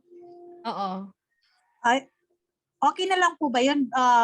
Certificate of Employment lang po. Kasi sa private tutor, cash lang nilang binibigay. So wala akong may present na payslip. I would suggest though na kung magpapakiusapan naman yung employer na nag-tutor sa'yo na nagpapa-tutor ng anak nila, sa letter of employment ilagay mo yung salary. Opo, nalagay po. Yung monthly na nabibigay nila sa akin. Duration ng niyo, kung kailan kayo nag-start, from anong date ka nag-start ng tutor sa kanila, up to percent, ganun ang ilalagay, just to see the duration ng employment mo as a tutor, parang ganun. So, Opo. Okay po. Ayun. Doon po sa thank you po doon. Nalagay ko na rin po yun sa Certificate of Employment kung kailan ako nag-start at saka up to present, and then yung monthly salary ko sa kanya. Yun po. And then yung sa mga business namin. So, since apartment sila, pwede pong business permit lang yung ipipresent ko, isesend ko. The question would be, kung yan tong business permit, the question would be, parang hindi makikita yung history. Meron ba kayong mga agreements nakalagay, naka-state yung magkano yung monthly ng rent? Wala kaming ganun eh, kasi basta lang, yung cash na binibigay nila sa akin. Wala kayong agreement? Wala. Na pinirmahan? Pwedeng pagawang ko na lang silang ganon. And Pagawan mo na lang. And then panotaryo ko po. Yes, pagawan mo na lang, state mo yung magkano monthly, tapos kung ilang contract, kahit nga lang 1 pages each, ano nakalagay lang yung contract and magkano yung babayaran nila monthly. Tapos, for Ah, example, 5,000 per month. Tapos 5 units. So 5,000 per month times 5 units in a month.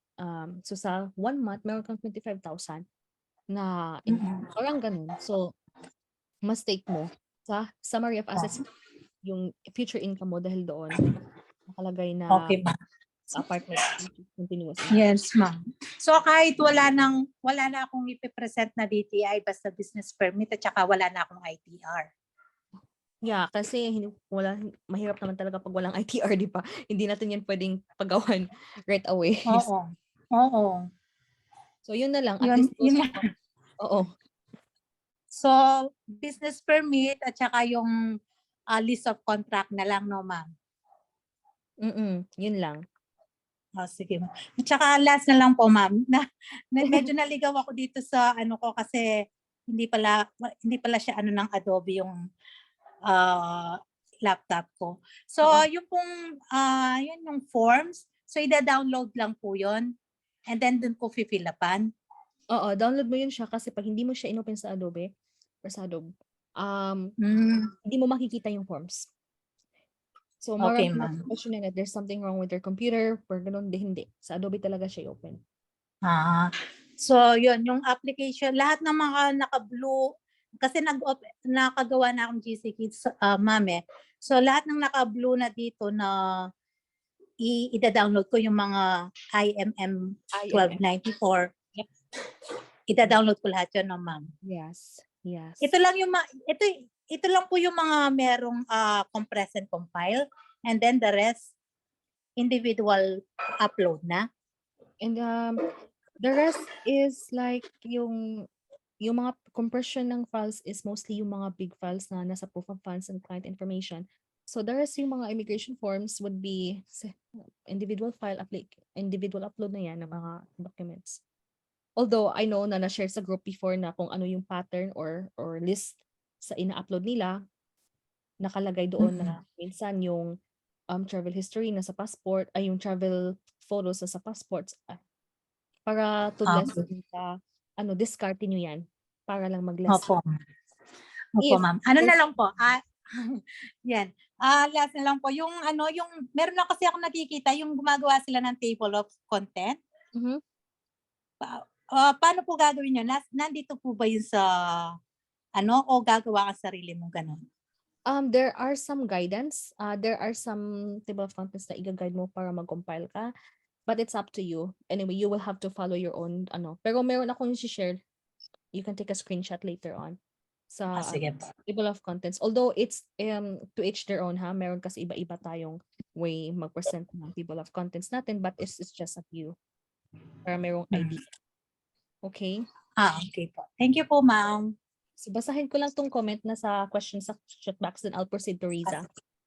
Danica asked, what if you have a bulk deposit in January 2022, but if was from your previous savings, so after how many years, you have to explain it sa SOP mo that it came from your previous bank account, tapos na-transfer mo lang sa newer account mo. Did you get a bank certificate from your old account before you transfer the money to your new account or hindi? Danica? Still here?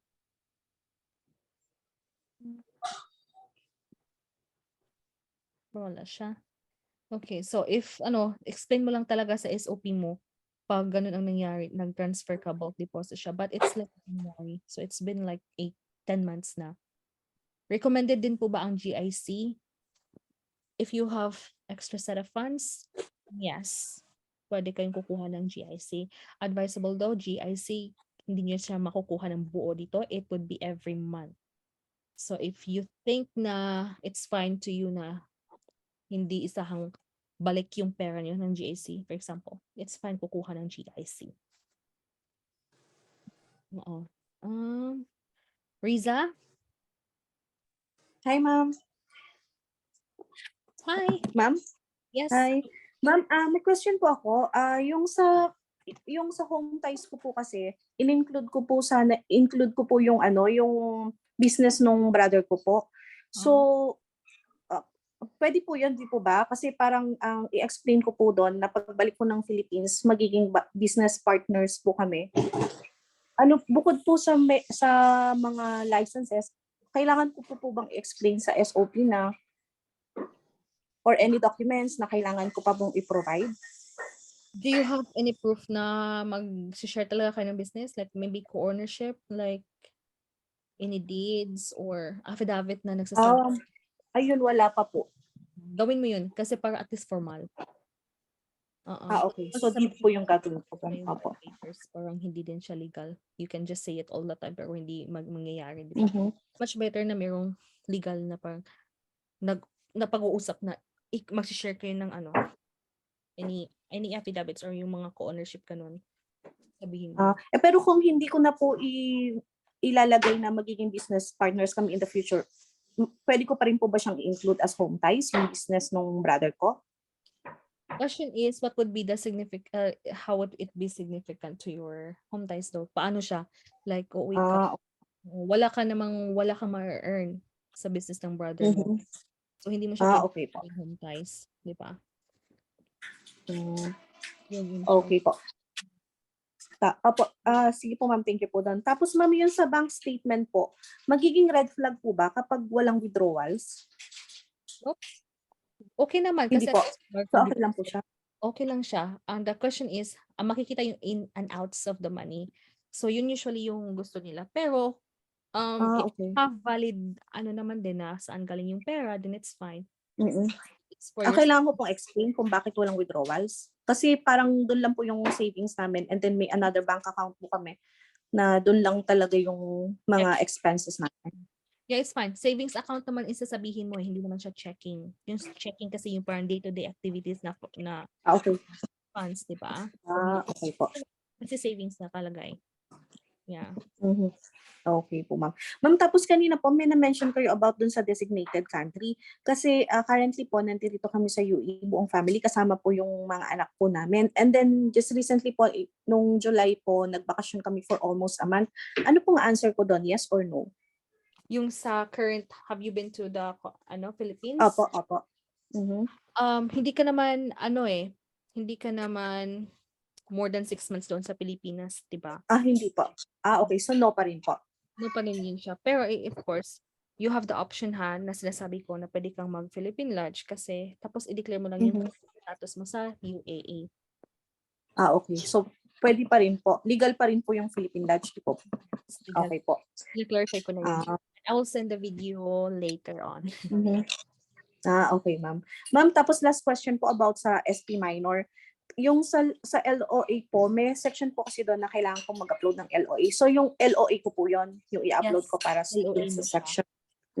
And then yung sa question po kasi may isang form na merong nakalagay doon na funds for SP minor. So yung funds ng tuition is 0. And then yung funds, kung ano po yung funds na available sa akin, available din po sa funds nila. Yun po ba yun? Tama. Ganun po. Sige. Sige po, ma'am. Yun lang po, ma'am. Maraming salamat po. Thanks. Kelly? Hi, Kelly. Jen. Hi. Jen, yes. Ako lang. Kasi kanina pinag-usapan niyo sa passport ng SP minor. My son is 6 years old, pero napirmahan ko yung signature. Kailangan ko ba mag-replace ng passport pag ganun? That question, I am not sure, pero hindi naman sinasabi ding let's see here.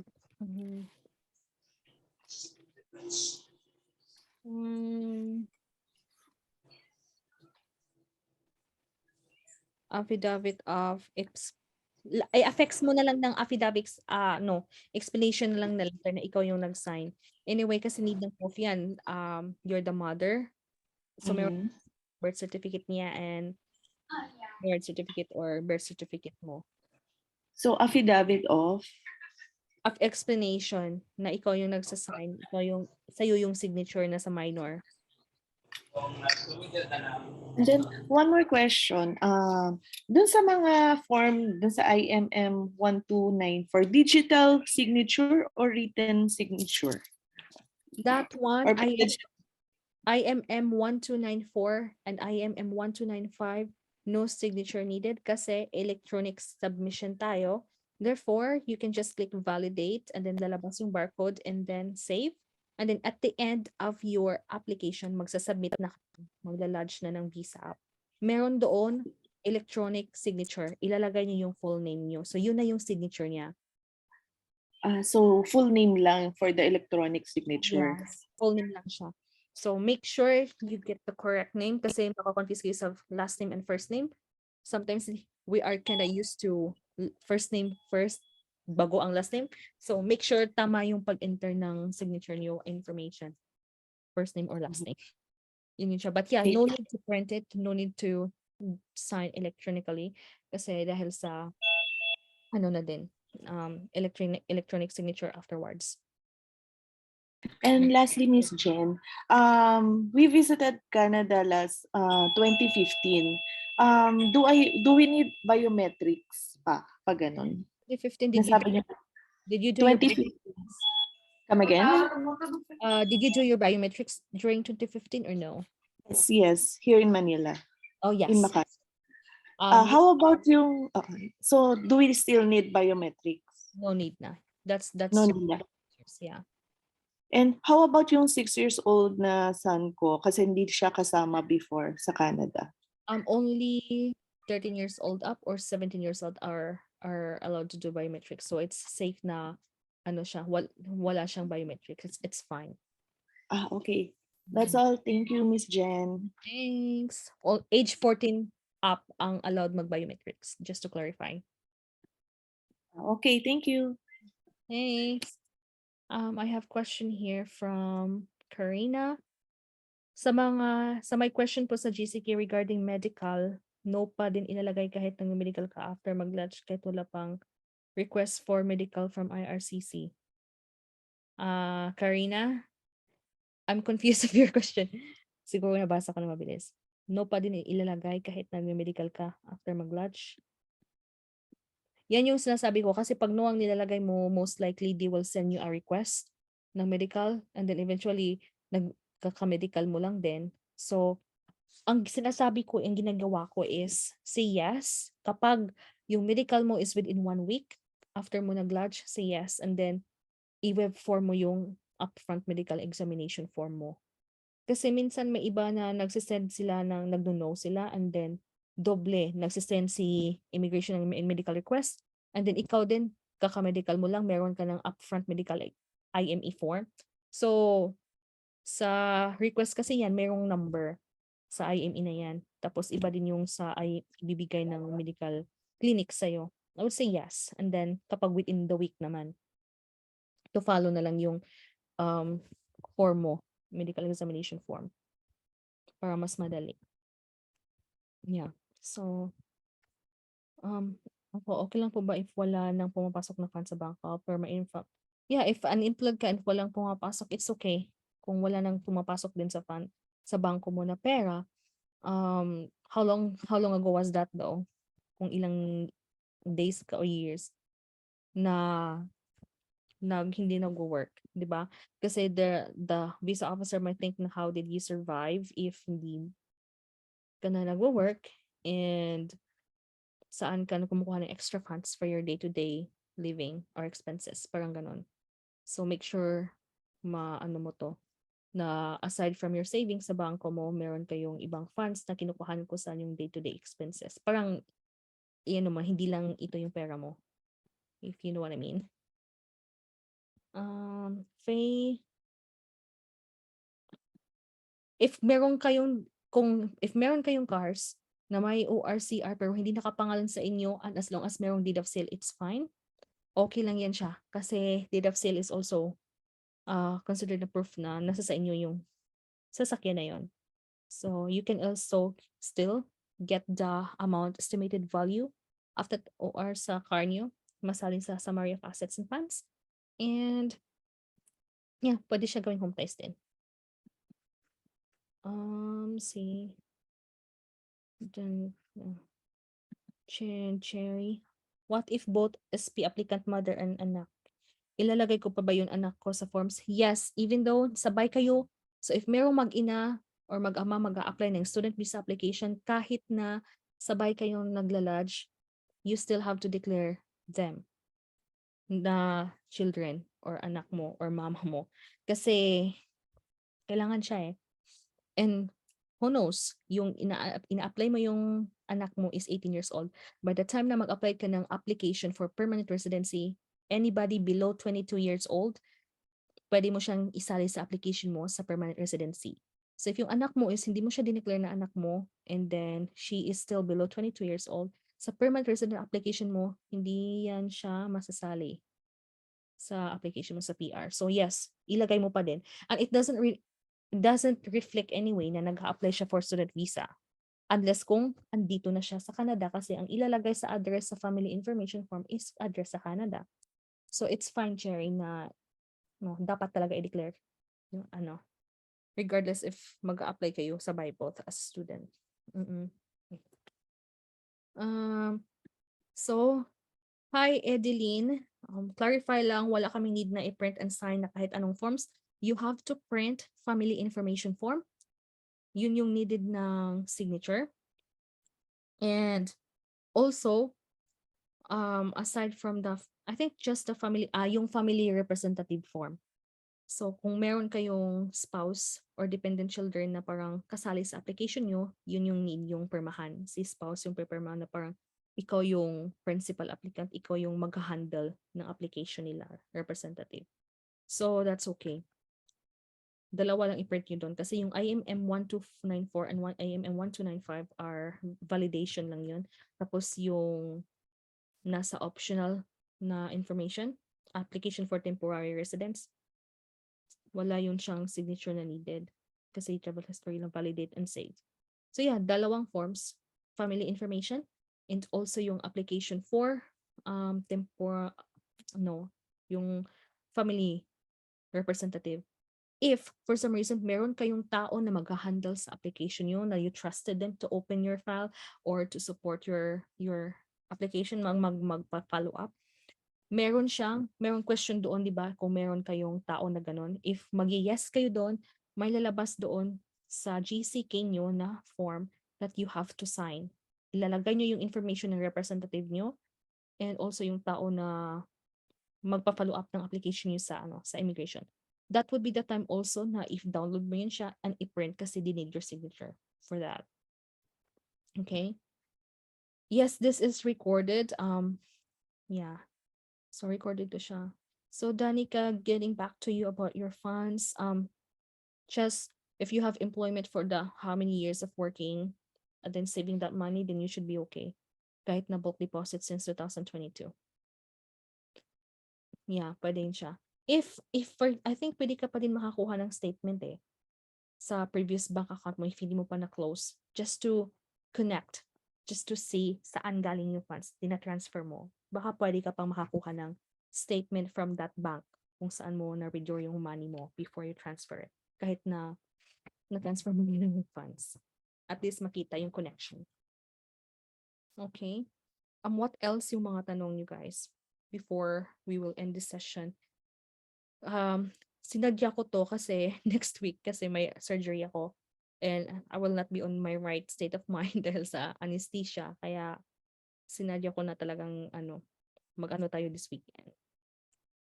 So, any questions so far? Ano yung pinakamahirap na na-encounter nyo ngayon sa nyo application? Like, what's the challenging part? Walang nahirapan?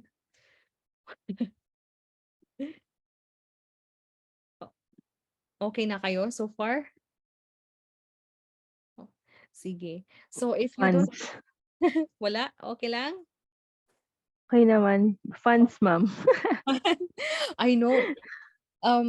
I know. Mahirap Mahirap ng sa funds. funds. I know. Kung Yes, oo. sabi ko nga, kung mananalo ako ng loto, magbibigay ako ng Ayun, signature. oo. 10,000 Canadian dollar, malaking pera. So imagine, 10,000 Canadian cost of living, tapos meron pa pang dependent. The most important Yes. ones, needed nyo at least estimate for 3 months na arrival dito. Kasi Mm. you're gonna need deposit of 1 month, Uh-huh. deposit 1 month advance sa apartment nyo. And also, yung mga toiletries, mga kitchen utensils, which is meron tayo sa Mm. mga stores, dollar stores. So estimate funds for good for 3 months and yung at least is-secure nyo. If you're like Good asking, for 3 months. oo. Kasi imposible namang hindi kayo makapag-work pa in 3 months, di ba? Kasi dumadating Mm. mga estudyante. Their spouses even have a job offer for SA and Mhm. birthday nila. Mm. So that's Pero how, pero ma'am, ang show money for family of 4 is magkano siya in total? that would be 10,000 plus 6,000, 10,000 for you plus Mhm. 4,000 for the spouse, that's 14, and 2 children, what would see, because 3,000 each is a total of 20,000 Canadian. And in peso, that would be around 800,000 pesos. 800,000. That would Okay, ma'am. plus yung nutrition. Sige. So pikit. Cross fingers talaga. Pikit-pikitan. Mm. Sa Thank you, S- ma'am, Maraming salamat sa inyo. Sa SOP na part, I know it's a struggle sa SOP. That's why Oh, yes, ma'am. it's very Opo. important to prepare your SOP. Paano Kapag yun, ma'am, kung magpapa-proofread kami sa inyo, ma'am? give, At least 5 days before, at no? least 5 days before lodging, as much as Okay. send it to Oo. me. Para at least makorek ko kung meron akong ipapadagdag sa'yo, meron akong ipapatanggal, you still have Yung GCKey account, ma'am, once na nakabayad ka ng tuition fee, 'di ba kahit hindi ka pa bayad ng tuition, pwede ka na mag-open ng GCKey account. Tama po? Actually, mabilis lang yung tuition fee payment eh. So, you Oo. can, as soon as you start, applying sa school ng Mm. LOA, you can start creating your GCK account anytime and create an Okay. application for student permit. And then eventually, that would like lead you to explore, mas more comfortable ka na. And sa paglalodge ng visa, parang you know already, you explore the system, yung application. Mm. Hindi ka na masyadong kabahan. Okay. Para ma-familiarize na agad. Yeah. And for Thank you, SOP, ma'am. ilagay nyo yung sarili nyo as a visa officer. Do you think approved na kayo sa Mm. sa SOP? Kasi Mm. marami sa iba natin na maraming nakashare ng mga SOP. Honestly, in every merong sinishare, but you have to put yourself in a situation na ikaw yung visa officer. Approve ba to? If you think not, then change it. And then, yung sa husband ko, since nagkaroon siya ng disapproval 2013, ilalagay din niya sa LOI niya yun? Mention it, pahapyaw, na Mm. he previously applied sa Canada before and then refused and then did not pursue it kasi decided na parang mas importante kayo as a family na Mhm. magsamahan kayo sa Pilipinas, and then eventually he support your decision to get education here kaya sasama ka sa Oh, okay. Thank you. Thank you, ma'am. You're welcome. Pwede na mag-upload sa GCKey kahit di pa complete documents. Yes, you can initially upload sa for example, mas nauna nyo na compile yung passports nyo kasi the easiest part to compile honestly is your passport. Lalo na if wala kang travel history, yun ang i-compile mo. You can upload your passport, your digital photo, upfront medical examination report form, you can upload that. Also yung walang upfront on. Nasa client information si upfront medical examination. You can upload aside from the digital photo. Kasi si IMA 1294, hihintayin nyo pa kung magkano yung total na overall funds nyo, di ba? Kasi yun yung kailangan sa part na yun. So yung latest amount, depende kung ano yung currency. Kasi baka mag-submit kayo next week, today. And then last na nilagay nyo ng value sa currency nyo is 2 weeks ago. Change nyo yan. Yung current talaga. Or like 2 days before prior, maglalodge yung ilalagay nyo sa currency converter na value ng funds nyo into Canadian. So, mahuhuli niya na ma-upload is yung client information, yung proof of funds, yung IMM 1294. The rest of the immigration forms easier. You can upload it anytime once okay na and with signature. So after ma-receipt ng nakatanggap ng resibo, so if you have for Saskatchewan Polytechnic, they are not from like sa ibang schools na offer letter first bago letter of acceptance. LOA na yun siya. Once you got your LOA, it means secured na seat mo, not unless kung hindi ka nagbabayad ng seat, which is mawawala yan talaga sa'yo. So if you did not pay the deposit within 30 days, it means wala ka ng seat automatically. Unless lang if nagpadala ka ng funds and parang merong problema. For example, there's a limit tapos hindi mo alam and nagpadala ka on the last day of your deadline. So you can padala kung ano yung limit allowed, email the school na the rest of the funds will be sent the following day para ano yung limit. So that's fine. Basta kasi magno-notify yan in their end na nag-send ka na.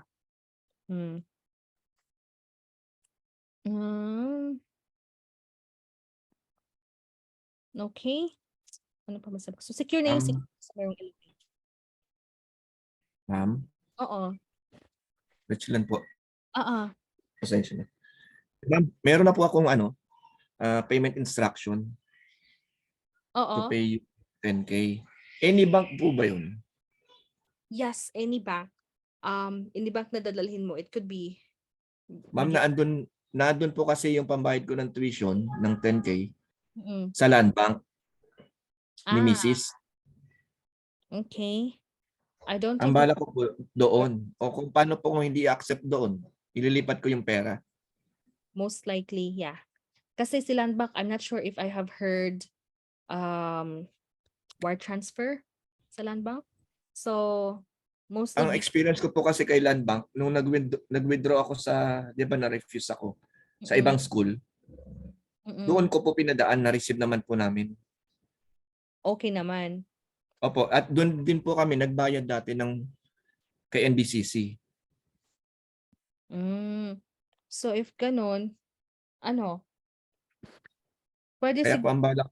Opo. Basta dumaan na sa flywire before. Hindi po flywire eh. Dragon Pay at saka Pay My Tuition. Pay my tuition. Okay, so is it like the same with flywire na pupunta ka sa bangko with the bank details sa papadalhan na sa pera dito sa Canada? Hindi po. Online lang po. Doon sa Dragon Pay and Flywire. Kaya lang mas marami ang charges. Yeah. So the best thing to do is go to your bank and ask if posible siya. Pag hindi talaga, you have to open up another bank account for that. Baka Yan pala. oo. I haven't heard kasi na land bank nagwa-wire transfer. Opo. Tapos ma'am, yung isa pa, ano po ako 2023 fall. Sana. Pwede patapos na yung GCKey ko, kaya lang medyo may mga kulang pa nga. Pagkabayad ko po ng tuition at ma-receive ko yung SOP po kasi pinagawa ko. After I receive my SOP, pag okay na, tsaka yung LOI ni Mrs., pwede na ako mag-lodge agad. Pwede na. Basta complete the rest of your Opo. Medyo second half-hearted ako na mag-DIY. Baka po lumapit ako sa inyo So wise. Lang.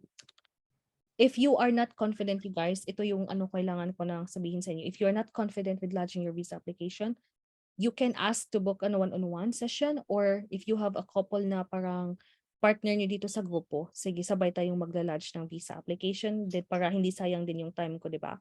So, group of 2, group of 3, ready lang kayo? Naka-upload na yung documents niyo?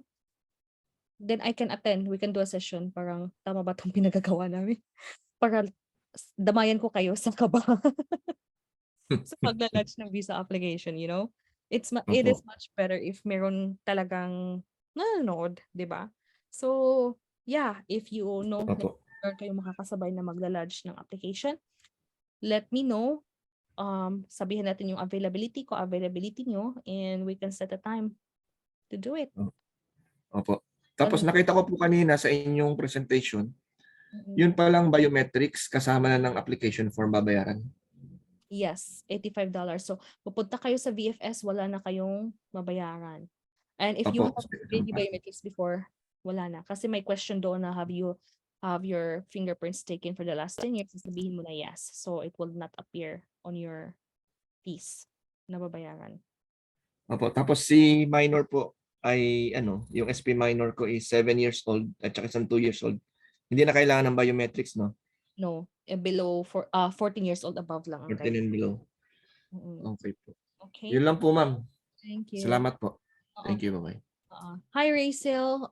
Yes, I have seen sa list, wala siya sa list, pero meron siya sa application. So when you open your file, your application na binigay ko sa'yo, makikita mo meron si Youth Care Worker Tier 1 Saskatoon. So minsan hindi din kasi nalalagay pa yung program. So as long as meron siya sa application nakikita mo, meron yan siya open. Okay? So let me also verify with that from the school. But since dito pa siya, I think I can give you your account already para magbayad ng application fee. So, yeah. Meron siya. Wala lang siya sa list. Nakikita ko nga din. Meron ka ng account. So, kung nakita mo na yun, meron pa siya si Youth Care. Okay, perfect. Okay. Sa next part niya, November 2, okay pa ba na kailangan na mag-renew? So, Catherine, January intake ba kayo, no? Thanks. Full intake po, ma'am. Full intake. So if full intake kayo, you can lodge the visa application as soon as you guys are ready. Pero i-book mo na ng renewal si CSP. Renewal kasi honestly, pagdating sa Canada, it would be another hassle. Magpupunta na kayo ng Calgary for passport renewal. Aside from that, another visa application, parang extension ng permit niya. So, kinda bit of a hassle. So what I'm gonna suggest for you to do, hindi nyo na mahintay yung bagong passport ng anak nyo, di ba? So mag-lodge na kayong visa application, find an earliest spot for your passport renewal ni anak mo. And kapag na-release na yung passport, expedite, ganun. I-submit mo through web yung passport yung bago. Pagka-lodge pagka-request ng visa stamp, meron na kayong passport request, yung bago ang isi-send. Kasi naka-request na kayo ng nag-send na kayo ng new copy ng passport niya. Okay? Okay po. So ano lang po, clarify ko lang. So bali, kapag nag-lodge na ako, doon ko lang po pwedeng i-pa-renew na lang yung passport niya. You can actually book anytime now for the earliest schedule available for passport renewal for him. So habang dito po ako nakakapag-lodge, halimbawa po nakapag-book ako ng earliest date. Pagka-release niya, pwedeng yun na lang po ang ilalagay ko dun sa form niya dun sa GCKey. Actually, wag mo nang hintayin kasi matagal pa yan, di ba? So, kahit na yung old passport niya yung gagamitin to apply for visa, kapag dumating yung new passport niya, scan it, tapos i-web form mo or email na ito yung passport ng anak mo. Every single time, you guys, kung mag-email kayo sa immigration, make sure you include the following information. UCI, application number, full name, birthday. Ito yung important. So, for example, for that case, UCI ng anak mo, application number ng anak mo, nag-start siya ng S, if minor student. Tapos, date of birth niya, full name. Sabihin mo, dear visa officer, I'm going to submit the new passport of my son because the one that I have submitted is going to expire next year and we already renewed his passport. So ito na yung please see attached copy and please add it to my son's file. Ganunin mo siya. Okay, thank you po, ma'am. Thank you. So far, yun yung mga tanong natin, no? So yeah, make sure magtanong kayo sa group of very responsive ang mga older students natin ngayon. They are very helpful. So, and I am planning actually to create a group for international students sa Saskatchewan na para yung mga landlords yung lalapit sa atin, hindi yung tayo yung maghahanap-hanap. That is on my list para at least easier yung landlord na pupunta sa grupo natin and they will post ng availability for you guys para easier na lang. 'Di ba? So yun siya. And any questions na lumalabas after this session, message me. I always told myself na nag-respond talaga ako. Tinatry ko within 1 to 3 business days. During the weekend, sometimes hindi ako nag-respond, sometimes nag-respond kasi it's my day off, right? So within 1 to 3 business days, you can email me or sa messenger, whichever comes first. Sinasagot ko. If nasagot ko na sa messenger yung tanong nyo, hindi ko na sinasagot yung sa email para no confusions, right? Yeah, so reach out to me or anybody sa group, then we can help you. And I will hope to see you here in Saskatchewan, sa Canada. We will have a get together. Kasi alam nyo, yung mga nagpumunta ngayon sa Fall 2022, nag-chat lang kami yan last year. So, kayo din. Nag-chat tayo ngayon, nag-zoom tayo. And the next year, magkikita na tayo. Okay? Yeah, so just... Hello, one question. Yes, for sure. Hindi pa po kami naka-receive ng LOA. Kaya pa ba ang winter intake? If the rest of your documents are ready, make sure. Tapos nagpa-upfront na kayo. Upfront medical exam. Tapos kung kompleto na, i-compile mo na lang yung documents for January intake. Kaya pa din yan. Pinaka-last na talaga yung October last week. Oo. So, Mag-lodge po? yan. Yung parang, although merong mga November pa mag-lodge for January intake, advisable is at least before last week or last week ng October, before mag-November. Kasi December, there will be lots of holidays. Okay po. How about if hindi makaya? Anong posible na gawin namin? So, if hindi Kasi yung makaya, gusto namin is we-burn talaga ang gusto namin for and then yung we-burn is only winter intake lang, di ba, Ma'am Jen? so, you can still proceed submitting for your winter application. Anong mangyayari nito is kung nakikita ni school, as what mentioned by Christy on our live last night, kapag alam ng school na merong maraming estudyante sa winter intake na na-approve and eventually na-close na kasi late na yung results, they might open a September intake. Ganyan yung mga schools. If they think Okay. so you still have to Okay proceed po. then they will just defer you for the next intake. Okay po, Ma'am Jen. Thank you. Okay, thank you. And yeah, see you and don't hesitate to message me for any question. Okay? Ma'am Thank you, Jen, ma'am. sorry po. Ay, Ma'am sige. Jen? Opo, sorry ma'am, isang question pa po. Kasi meron po kaming refusal sa SINP. Yung sa question po na pinresent po kanina, i-yes ko po ba sa pareho na yung first is, have you ever been refused a visa or permit, denied entry or order to leave Canada or any other country or territory? I-yes ko rin po ba yun? Ano yung SINP na-refuse mo? Anong pathway Ito yun? po siya, sa NAC 1241 po, administrative assistant po. Ano siya? International skilled worker or express entry? Opo. SINP express entry po. So dumaan na talaga kayo, nagbigyan kayo ng ITA and eventually nagsubmit kayo and hindi. Opo. Yan. Opo. You declare it? Declare kasi makikita nila yan. So, Opo. Yes po yung pareho ko dun na answer. Kasi dalawa po, isang have you ever been refused a visa or permit? Tapos yung next question is, have you previously applied to enter or remain in Canada? So, yes for both questions po. yes. Yes. Okay po ma'am. Sige po. Thank you po ma'am. Thank you and Thank you, ma'am. see you. Thank you See you sa sa time. Canada. Claim it. Be Yes, ma'am. positive. Thank you. Mindset. See you soon. See you soon. That's right.